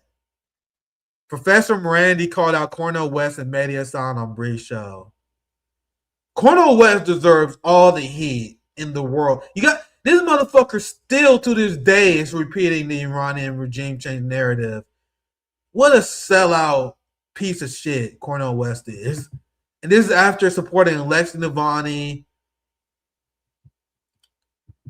I'm so glad we took him. I'm so glad I took him to task. A lot more people were willing to criticize Dr. Cornel West after we had our little beef or whatever. People, I can't believe Nick is going after Cornel West. Now people go after him all the time, like because people realize who he is. I have one more segment. I promise this one won't be that long. Let me put this comment up. This helped me on editing. I love Professor Morandi. Read a few more comments before I officially start this segment. Cornel West's wife is a monarchist. Yep. And boy, was she mad at us when I remember, bro. She was so mad at me because she was the one who introduced me to Dr. Cornel West, and she thought that we was gonna be like his loyal media lackeys. And then the second we was like, hold up, nigga, what the fuck is over this election Navalny shit, bro? What are you doing with this stupid ass campaign and running? And then they was like flabbergasted. They thought that we was gonna be his media arm. I'm like, bro, you must have completely misread this situation. You're here to try to appeal to us, nigga. We're not subservient to you. And yeah, I took his doctorate degree. His name is just Cornball West now. He's just a jazz man. But there are a lot of people who was like shocked that we went after Dr. Cornel West. Now criticizing him has become way more normalized. But it had to happen. All right, I'll save some more comments for Zoya join us later. I'm gonna do this quick segment. It'll be our last segment of the night, and then me and Zoya we're gonna dive into some more chats. So the war against Iran has been so devastating for the United States that they are losing legitimacy from their own allies all around the world. And after the clear United States tactical defeat by Iran, even if they pull out of ceasefire and engage in its trickery, it still doesn't change the fact that you guys are facing a massive tactical defeat that you guys cannot stop. So there's this trend going on right now. There's this great trend of Western vassals realizing that the United States don't have their best interests in mind. The Taiwanese opposition movement is becoming weaker every single day. The Taiwanese opposition leader, the leader of the KMT, they are continuing to grow every single election, and the Taiwanese president, who is a sellout to the West, is becoming more and more unpopular. The ruling class in Taiwan and anyone who wanted to side with the West has been completely discredited because the smart people in Taiwan saw what happened to Ukraine. And now they're openly visiting China. They calling it a journey to peace. And the sentiments on the island of Taiwan, I know because I was speaking to Taiwanese experts. I need to plug that show. I did a great podcast with Zhang Yu. Let me see if I can find it. Oh, Jesus. Let's see if I can find the show. I want to promote it. Come on, X. But this guy, I did a podcast recently with this guy who's pretty well versed on Taiwan. He was explaining to me like the massive shift in Taiwanese public sentiment over the last few years, but especially after witnessing the people of Ukraine suffering, especially seeing how the only thing that the United States actually cares about is maintaining the Zionist regime. So now people in Taiwan, they was like, man, we don't know about this. Like, this is Che Li Wen, who goes off on an amazing rant explaining how if Taiwan continues to follow the West, they will end up like you.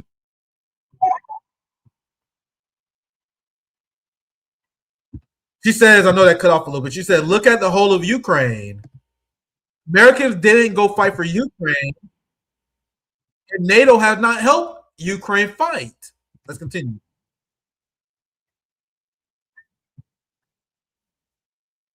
Oh, can you guys hear this? Let me reload this. I think the audio is messing up. Let me reload that.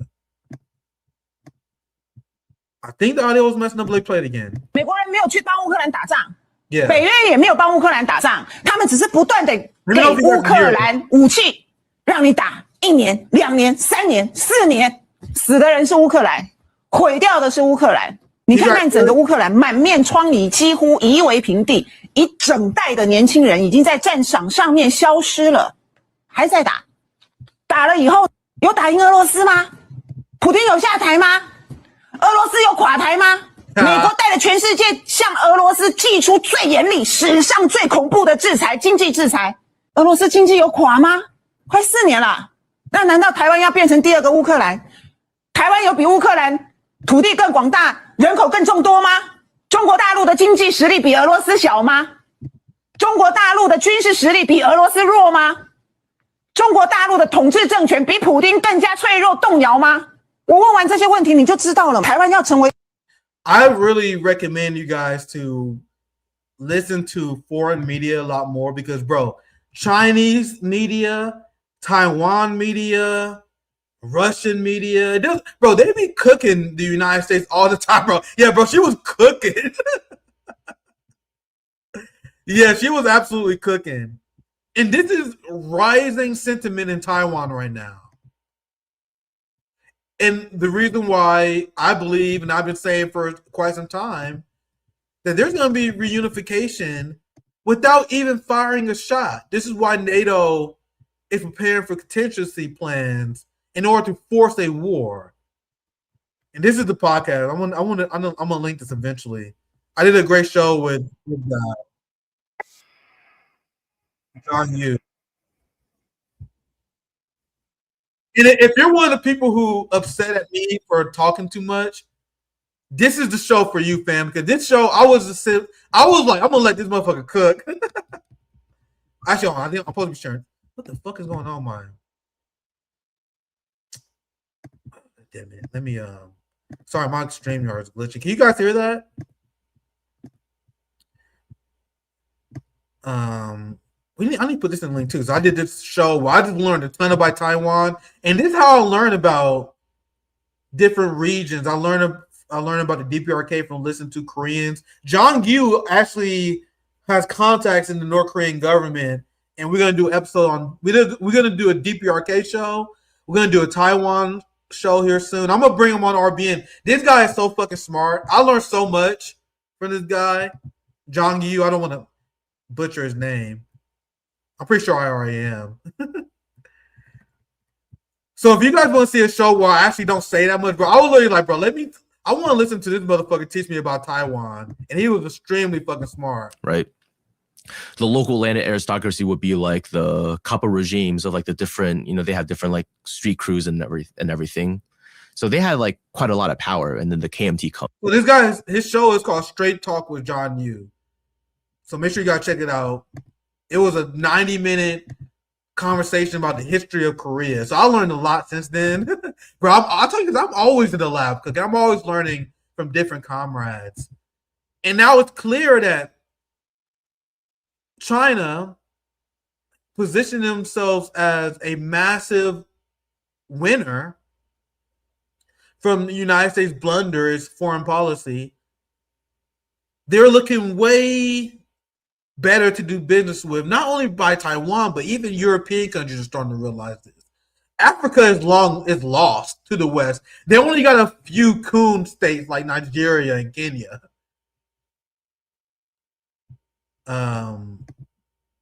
I really wish I could show more of it, but it was a long ass show, and he taught me a lot. I'm gonna bring John. I won't bring him on the show. Don't. I already reached out to him. He already agreed. I was been booked up this week, but we're gonna bring him on. We're gonna have like a 1 hour, maybe 90-minute DPRK Taiwan foreign policy. This guy is extremely smart. I got a lot of respect for him. Speaking of DPRK, once again, I'm trying to use him as a contact because he goes to North Korea all the time, and that's where I'm. North Korea, Pyongyang is like one of the top destinations I want to go to. I want to see the lies of the West in real time, and Pyongyang has been through some. Their infrastructure is amazing. It's such a safe city. Everything that America's been told about North Korea has been a complete lie. And now the United States is in such a weak position, and they've been exposed as a regime that only care about the state of Israel. That even the traitors in South Korea, I was like, hold up. I don't know if we should be aligning ourselves with the West like that. So maybe we should make peace with our brothers and sisters in North Korea. And what does that say about Kim Jong-un and how the people in North Korea actually want peace? Look, South Korea turns to the EU to revive talks with the North. The great traitors. Like, if you guys think the Iranian diaspora is bad, and trust me, they are. Bro, the South Koreans who betrayed their Korean brothers and sisters because anti-communism infested their brain, so they decided to be wage slaves of the capitalist structure. They want to be propped up by the winners in the West. So they tortured and slaughtered their own people, fam. Everything that they tell you about North Korea is true of South Korea. South Korea is a capitalist hellhole. No labor rights, depression through the roof, massive corruption where a few families called Cherubos control the government. And the South Korean brothers and sisters betrayed their North Korean brothers and sisters, and led to the deaths of millions of Koreans. 2 million Koreans died because South Korea and the fascists in South Korea couldn't take the fact that their country was having a communist revolution. Remember, the South was about to lose to the North, and they was completely surrounded at their capital until they begged for help from the United States. So no matter what your ideology is, like, this is not me just being a biased communist. No matter what your ideology is, if you sign up for foreign help and use foreigners to slaughter your own people just so you can achieve political power, you are a traitor and you are a scum of humanity. And that's essentially how North Koreans view the South Koreans, and rightfully so. North Korea has every single right to go tell South Korea and their people to go fuck themselves forever for what they did. But despite that, they're open for talks. What does that say about how much North Korea is actually an instrument of peace throughout the world? They're now like flirting with each other openly. Where South Korea apologized to North Korea. Let me see if I can find this article. I didn't have to say, but they're like diplomatically flirting with each other. Because South Korea, here's just one article. I'm gonna see if I can find another. Oh, fuck. Fucking Reuters, I'm ad blocked. So South Korea apologized to North Korea. Let me see if I can take this ad off. Come on. Look, South Korea says Pyongyang's response to drone apology marks progress in easing tensions. And the president of South Korea apologized because they had drone incursions over North Korea territory. And North Korea always implored that South Korea need to apologize for their actions. And they still have a lot to apologize for, fam. North Korea just being extremely fucking nice. So now we are starting to see South Korea start to apologize for their actions for the first time ever. North Korea calls Lee's apology over drone incursions fortunate and wise. And South Korea pledges peaceful coexistence, vows to avoid hostile acts against North Korea. Pyongyang still views South as hostile, as they should. But they're flirting with each other. And this is directly due to not just Donald Trump's policy. I don't want to get too... I don't have too much Trump derangement syndrome here. I have a little bit. I think everyone should have a little bit of Trump derangement syndrome in these times. But don't let Trump derangement syndrome influence you too much. This was starting under the Biden administration as well, as they was funding genocides, as their policies in Ukraine was shown to be a failure.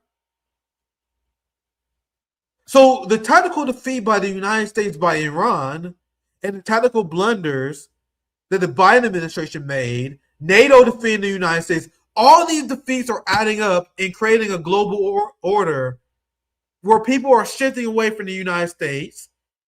And now world peace is becoming closer and closer in Asia due to the fall and decline of the United States empire. Tell me that isn't great news.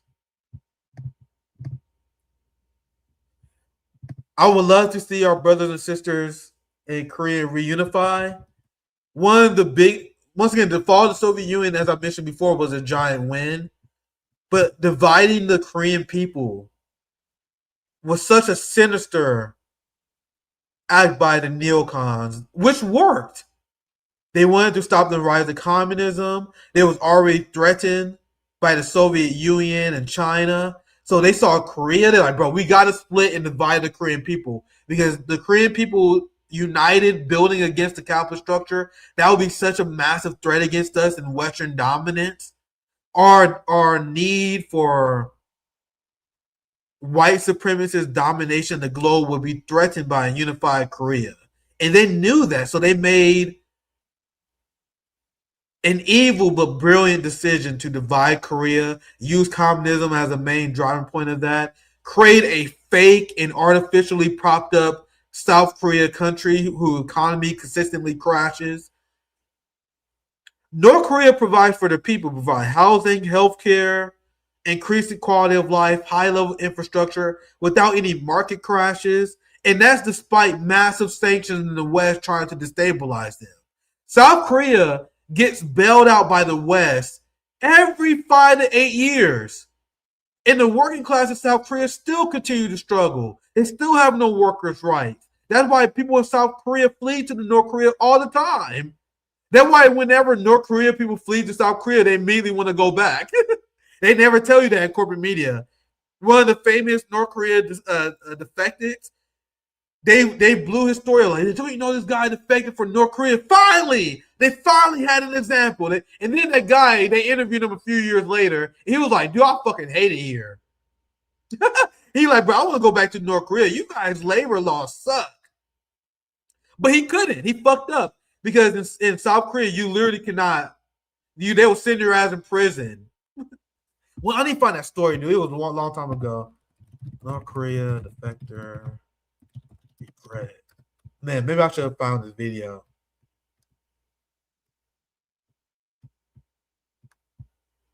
I don't know. I don't think this is it. There's so many of these stories. This is one example. The North Korean defector's regret. Man, wonder if I can find it on Twitter. North Korean defectors experience suicidal impulse at more than double the rate of South Korea's population. What?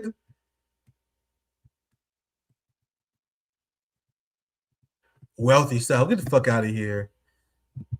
Defectors still dream about North Korea, regret fleeing as they die a lonely death in wealthy South. It happens all the time. They just don't tell you about it. But I think we can end it here. Yeah, all these things are paywall, motherfuckers. Who actually paid to read this kind of stuff?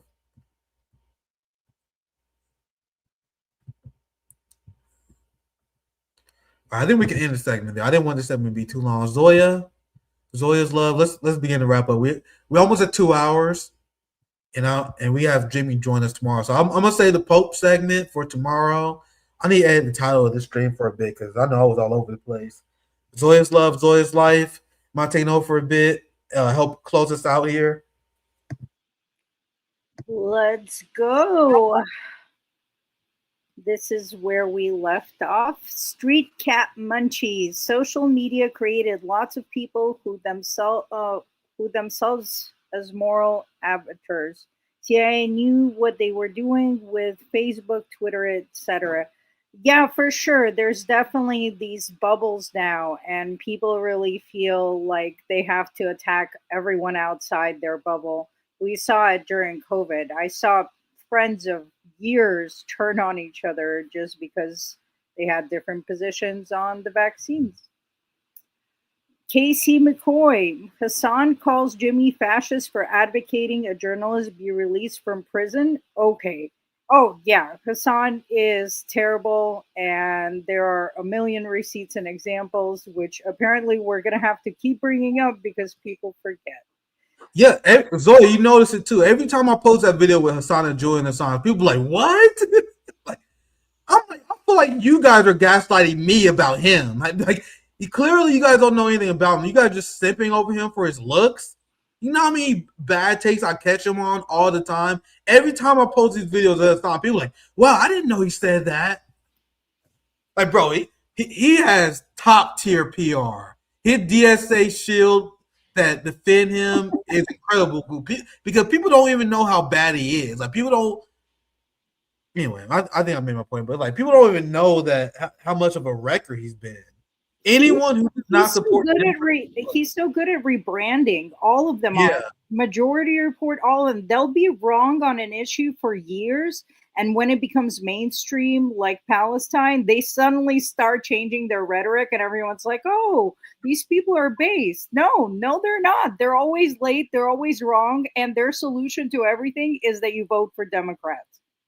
Yeah, they trail us, and then after they've been exposed as being wrong, they then steal our takes, don't give us credit for being right first, and then like, hey guys, don't you know that I think NATO is an imperialist structure? Yeah, I'm gonna go with that because apparently that was Hasan said recently, still in like after being wrong for years, but he still supports NATO politicians. Like, doesn't matter what you say on your damn streams about NATO. If you're supporting Ilhan Omar, you having Matt Dutz, AOC, and these people on, and it'll be one thing if you challenge them on these issues, and you got like, oh yeah, we agree to disagree. He doesn't even bring it up. Like, he will have these people on the show. They'll play video games. He will do a softball interview with them without ever bringing up their vote to arm NATO.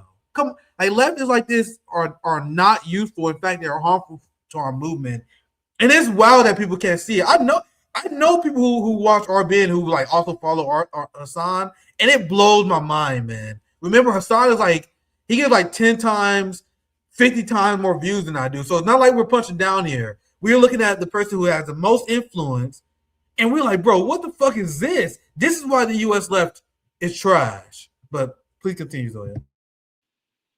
Yeah, absolutely. And we're going to have to keep reminding people, unfortunately. I show Mex meat. Trump's the fakest Christian ever, threatening the Pope. It's amazing that the conservative Christians chose this guy as their cheerleader. Walter Stolzing. Alexander McKay posted a great analysis of the ceasefire scam earlier today. We'll have to check that out and have him back on. Alex was based. Named My Taco, thank you for the $2. I need another Nick and Nico roast session in my life. That could be arranged. It's definitely gonna happen. The only reason Nico haven't been on as much is because he's been on daddy duty. Like, he had a baby recently. He's super busy, and he also working for Hotspot. But yeah, Nick and Nico is definitely gonna come back here soon. Nico's just been very busy, and he's raising a beautiful family. Nico's kid is gonna be smart as hell, bro. I'm telling Nico's about to have the smartest damn kids in the world. I love that brother. He's gonna be back on the show eventually. Yeah, he's a great dad. If you guys want to check out his adorable kids, he posts pics on Twitter, and they're just the cutest. Bryce Smith, Nick, it's wild that the ceasefire is already over. Not surprising at all. No, I mean, we knew it was going to happen. Violin, Doctors Against Genocide is also a reliable organization on the ground in Gaza. Live streams every week. Join, get your genocide witness trauma treated in live chat. That might be a good organization to check out. Thank you for the suggestion. Damakuno, Iran is remaining so principled, and some of our governments are calling Iran terrorists and not the Epsteinites. Yeah, they're definitely leading in such a principled way. It's an amazing time to be alive. Casey McCoy, I have a lot of respect for Jimmy's work, but when there's something I disagree with him on, it's usually a strong disagreement.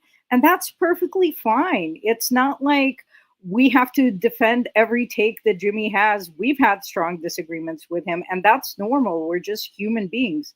But the things we do agree on are so crucial, like universal health care, workers' rights, free speech. There's people that we have to work with that are naturally going to have strong disagreements, and that just doesn't mean we have to cancel people or become Karens or act like little despots ourselves. Lady Alex, the UN is a genocidal enabler and willfully impotent. Absolutely. Milky Way Girl, we'll be right back here in 10 years. Been going on for decades. That is true. The imperialist projects have been going on for a long time under every administration. Violin, this has been going on since 1953, long before Isn't Real was a thing. Yep, absolutely true. Pro Mark, I can't watch Door because Kurt annoys the fuck out of me. And that's so funny because, look, Joseph Massey says Kurt is dope. So we have different tastes. Some people are going to irritate us and other people are going to love them. And we should just learn to be adults and respect each other's personal preferences. Some people are going to find me annoying. Other people are going to love me, and that's okay. ARJ 1997, thank you for the $10. Brian Berlatek discusses the ceasefire sham being predictable by referencing the think tank paper, Which Path to Persia, by the Brookings Institution, which lays out the U.S. plan for Iran. Yes, he has fantastic analysis. I really hope to get him on RBN one day. You guys can help by tweeting at him to come on to RBN and do an interview. But yes, his analysis is fantastic, and he's absolutely right. CBC voter, Nick Cruse. Yes, thank you. Longtime supporter and friend of the show. Violin, the specialty of the deep state is infiltrating any religion and producing extremists who can be mobilized for evil purposes, just for anyone who's new to this sort of thing. I mean, we saw it happen over and over again. America is the largest funder of terrorism globally.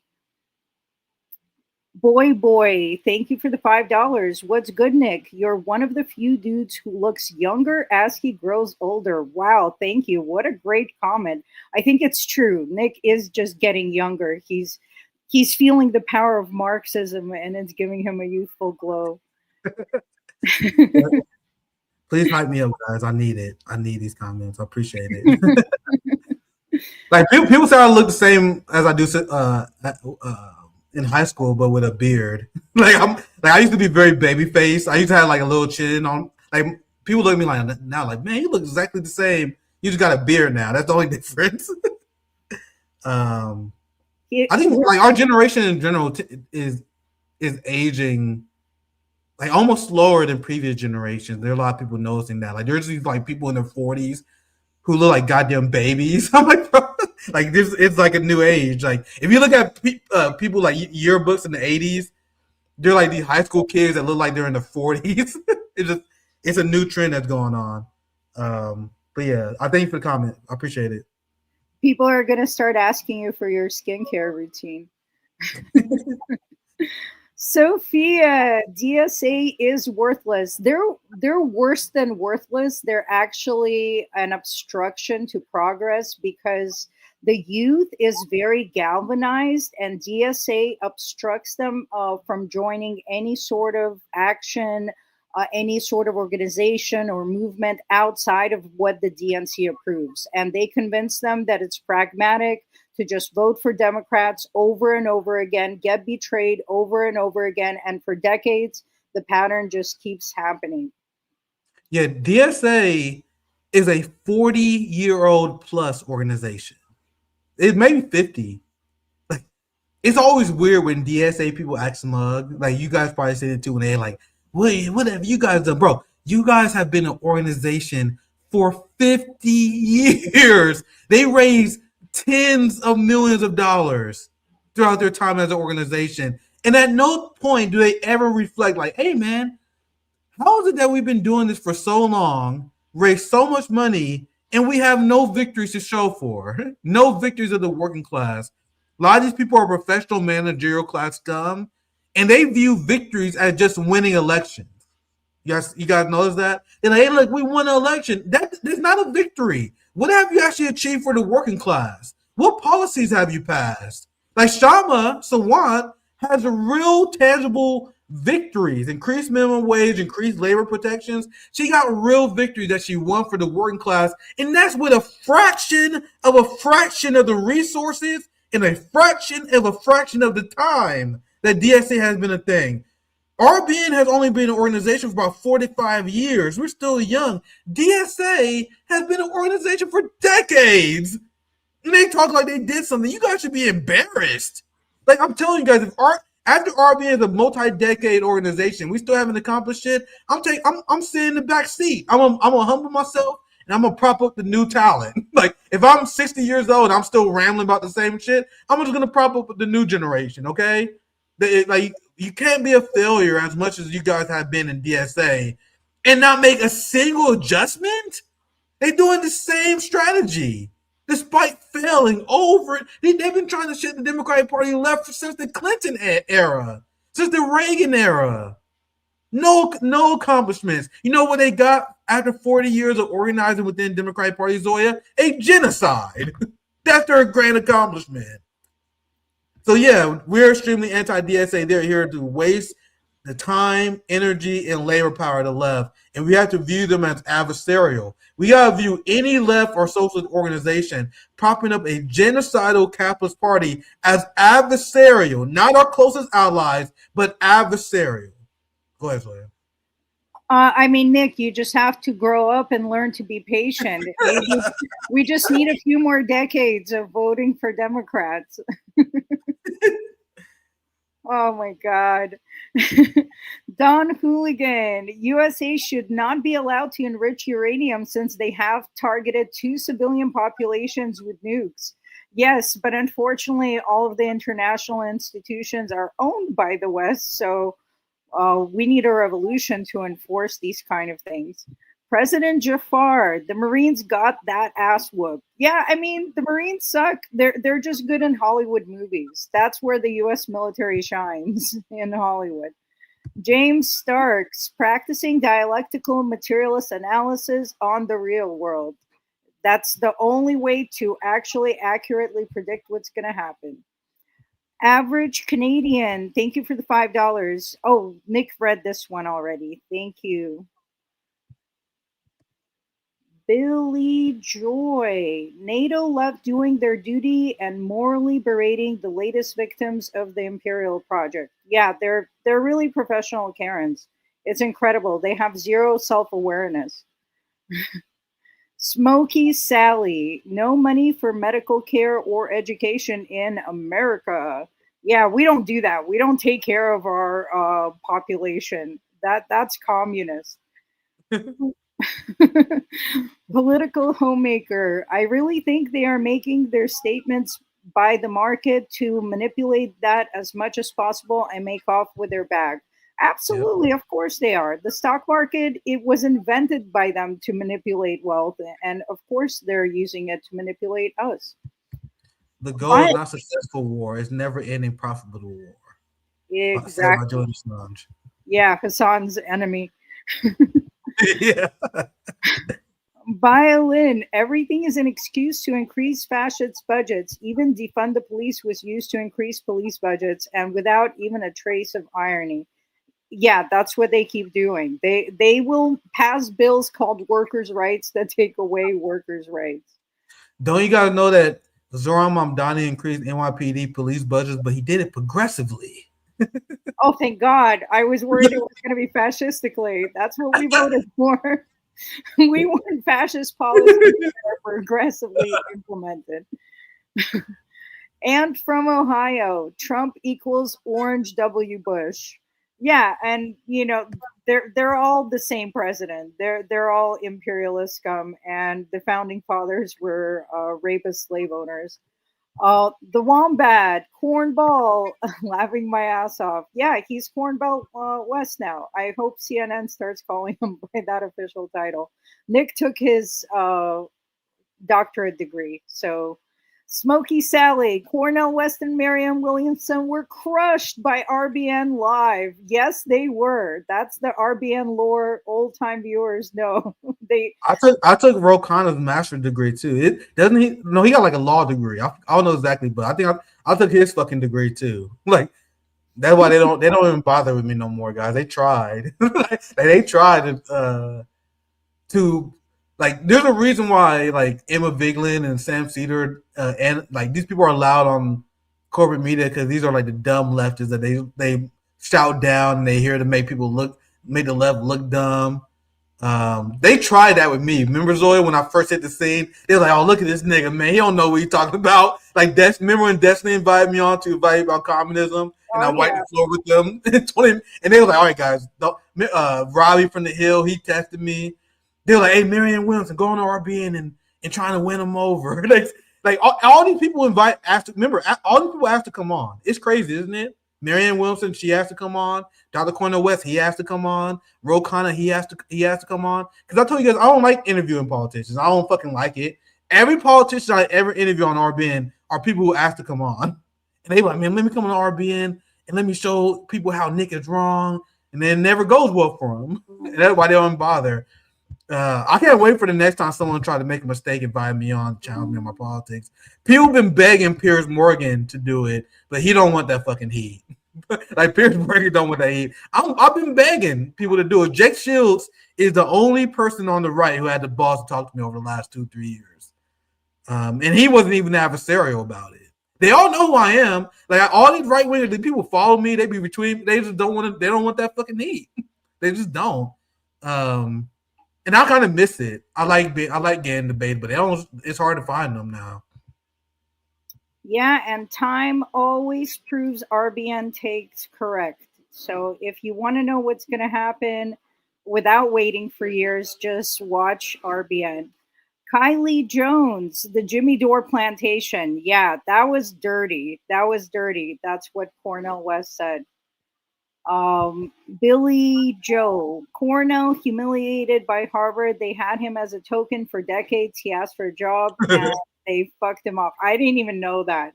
But you see, that's what Sister Soldier tried to tell him in that infamous clip, because he was pushing his reformist shit back then. And she told him not to play these games with these people because they don't have the same interests as he does. And he still hasn't learned that lesson. Guys, I called out Dave Smith. I'll put this up. Bro, I called out all of these people. I called out Nick Fuentes. I called Zoe. Probably seen it. I was like aggressively going after these people. They just don't reply. Like it's almost like there's like a mess. It was like a group chat that was spread, like an email spread to all their ops. Like, hey man, no matter what socialist may say to you, do not reply to him. Don't look at him in the eye. He reacts to movement. Like he treat me like I'm a lizard. Like as long as you don't move, just don't move. It's crazy. To me, it's obvious. Like it was the last year or two. They just don't respond to me. I'll ratio them out. I'll call them out by name on the exit. Like, nah, we don't do that. We're not gonna have them on. They have people on who have way less of a following than me. They have people on have way less followers than me. They will have them on the show. I've been begging Dave Smith to debate me on communism. He's a big anti-communist. I went in his thread, called him out by name, and they still refuse to do it. And don't tell me it's because I'm an asshole, because these same people would then have on like Nick Fuentes on. They would have people on who straight up insulted them. And I would like never insult them. I would just tell them that they're fucking wrong. So it's not like my temperament, because they have people on who they hate. They just don't want that heat. And I think it's kind of funny to me. But go ahead, Soya. Scroogle, you guys are forgetting the most important and crucial aspect of your criticisms and analysis of Dr. Cornball West. He's a jazz man. Yeah, I mean, that deflection, at some point, someone's really going to call him out on that. Bees Squimby, smash like, don't forget. Yes, please, guys, like, subscribe, hit the bell. We get suppressed, so we heavily rely on you guys spreading the word and sharing the stream. President Jafar, if Taiwan Communist Party wins in the midterms, it's over. Well, we can dream. Let's hold on to that optimism. The Wombat, does Taiwan want to be Ukraine? Said it all. Exactly. Yeah, temperament is greatly shifting in Taiwan. Like the Western puppet president, his party again faced big defeats last whatever their version of like a midterm is. Their called election. I'm not gonna pretend to be a domestic Taiwanese expert, but their election went bad for the party who's been hostile in China. And the thing is, the party that's been hostile to China, they softened their tone a lot over the last few years. And the people who are anti-separatists have been even more emboldened. Whenever I talk to experts like Zhang Yu, and whenever I talk to people in Taiwan, according to them, there's a big shift. So I'm just believing their report for now, because obviously I haven't been in Taiwan. But go ahead, Zoya. You love to see it. Arcane Eclectic. The Taiwanese don't want to see their country become Ukraine, and the Chinese don't want to destroy Taiwan just to have to rebuild it afterwards. Well said. Sid Hatfield. And so many Americans still buy the stupid mythology. Yeah, I mean, propaganda is really effective. That's why we need shows like this that expose the truth. Iridescent Dragonfly, thank you for the $1.99. Appreciate the support. Farama Kazarail, sorry if I pronounced that wrong. It seems after Iran knocked out Trump, China is unifying and Korea is meeting to unify. American imperialism is going down fast. It was always inevitable. Marvin Vargas, your talk is a threat to the capitalist system. The capitalists have to keep the narrative that they're the only system that could treat the people well. Well, one day at a time, we will win. Sid Hatfield, and it was South Korea that invaded North Korea on the morning of June 25, 1950. Indeed. James Stark, I am so fortunate to live through another world revolutionary period. The 1960s were the last. All power to the people. Yes. Thank you. Well said, James Stark. James Stark. James Stark is the OG. Big love to that man. Average Canadian, thank you for the $2. Taiwan is a province of China. Yeah, some Americans are just confused about that. G4W Dan, thank you for the $1.99. Howie for void paving for I cannot read that. Sorry. Thank you for the $1.99 though. You tried your best. Yeah, if the chat can decode that, let me know. Kylie Jones, Jimmy, the only white boy who says we need a revolution. He's probably not the only one, but he says it, and for that he is based. Yeah, probably. I would say he's probably the only white YouTuber who actually support our being mutual aid, right? Absolutely, yeah. And he's just a real one. We don't have to agree with him on everything. If you like a Republican or a Democrat, it's hard to trust you. But Jimmy has always been post-duopoly. You know what I mean? He may have said stuff and may have analysis on Trump that people disagree with, but he never voted for Trump, never endorsed Trump, never supported Democrats. And I think that's a good starting point. You know what I mean? The people who want me to condemn Jimmy are the people who vote Democrats. They are the people who go to the No Kings rally. I just think they're fucking hypocrites. Like, be consistent, bro. If you're okay with talking to and organizing with genocidal Zionists, why is it bad for me to have a conversation with a comedian that I may agree or disagree with on some issues? Like, being friends with a comedian who may have different takes on you on culture war issues is way different and way better than you organizing with Zionists. You guys see how I just want consistency? And it's always those people who are the ones who are upset with me in conversation with Jimmy Dore. Always. But go ahead, Zoya. Shino Billy, thank you for the $5. Brian Berlatek blocks people if you say Israel controls U.S. foreign policy. LOL. Nobody's perfect. There's something to criticize about everyone. Kylie Jones, Lenin was warning us about social democrats 100 years ago.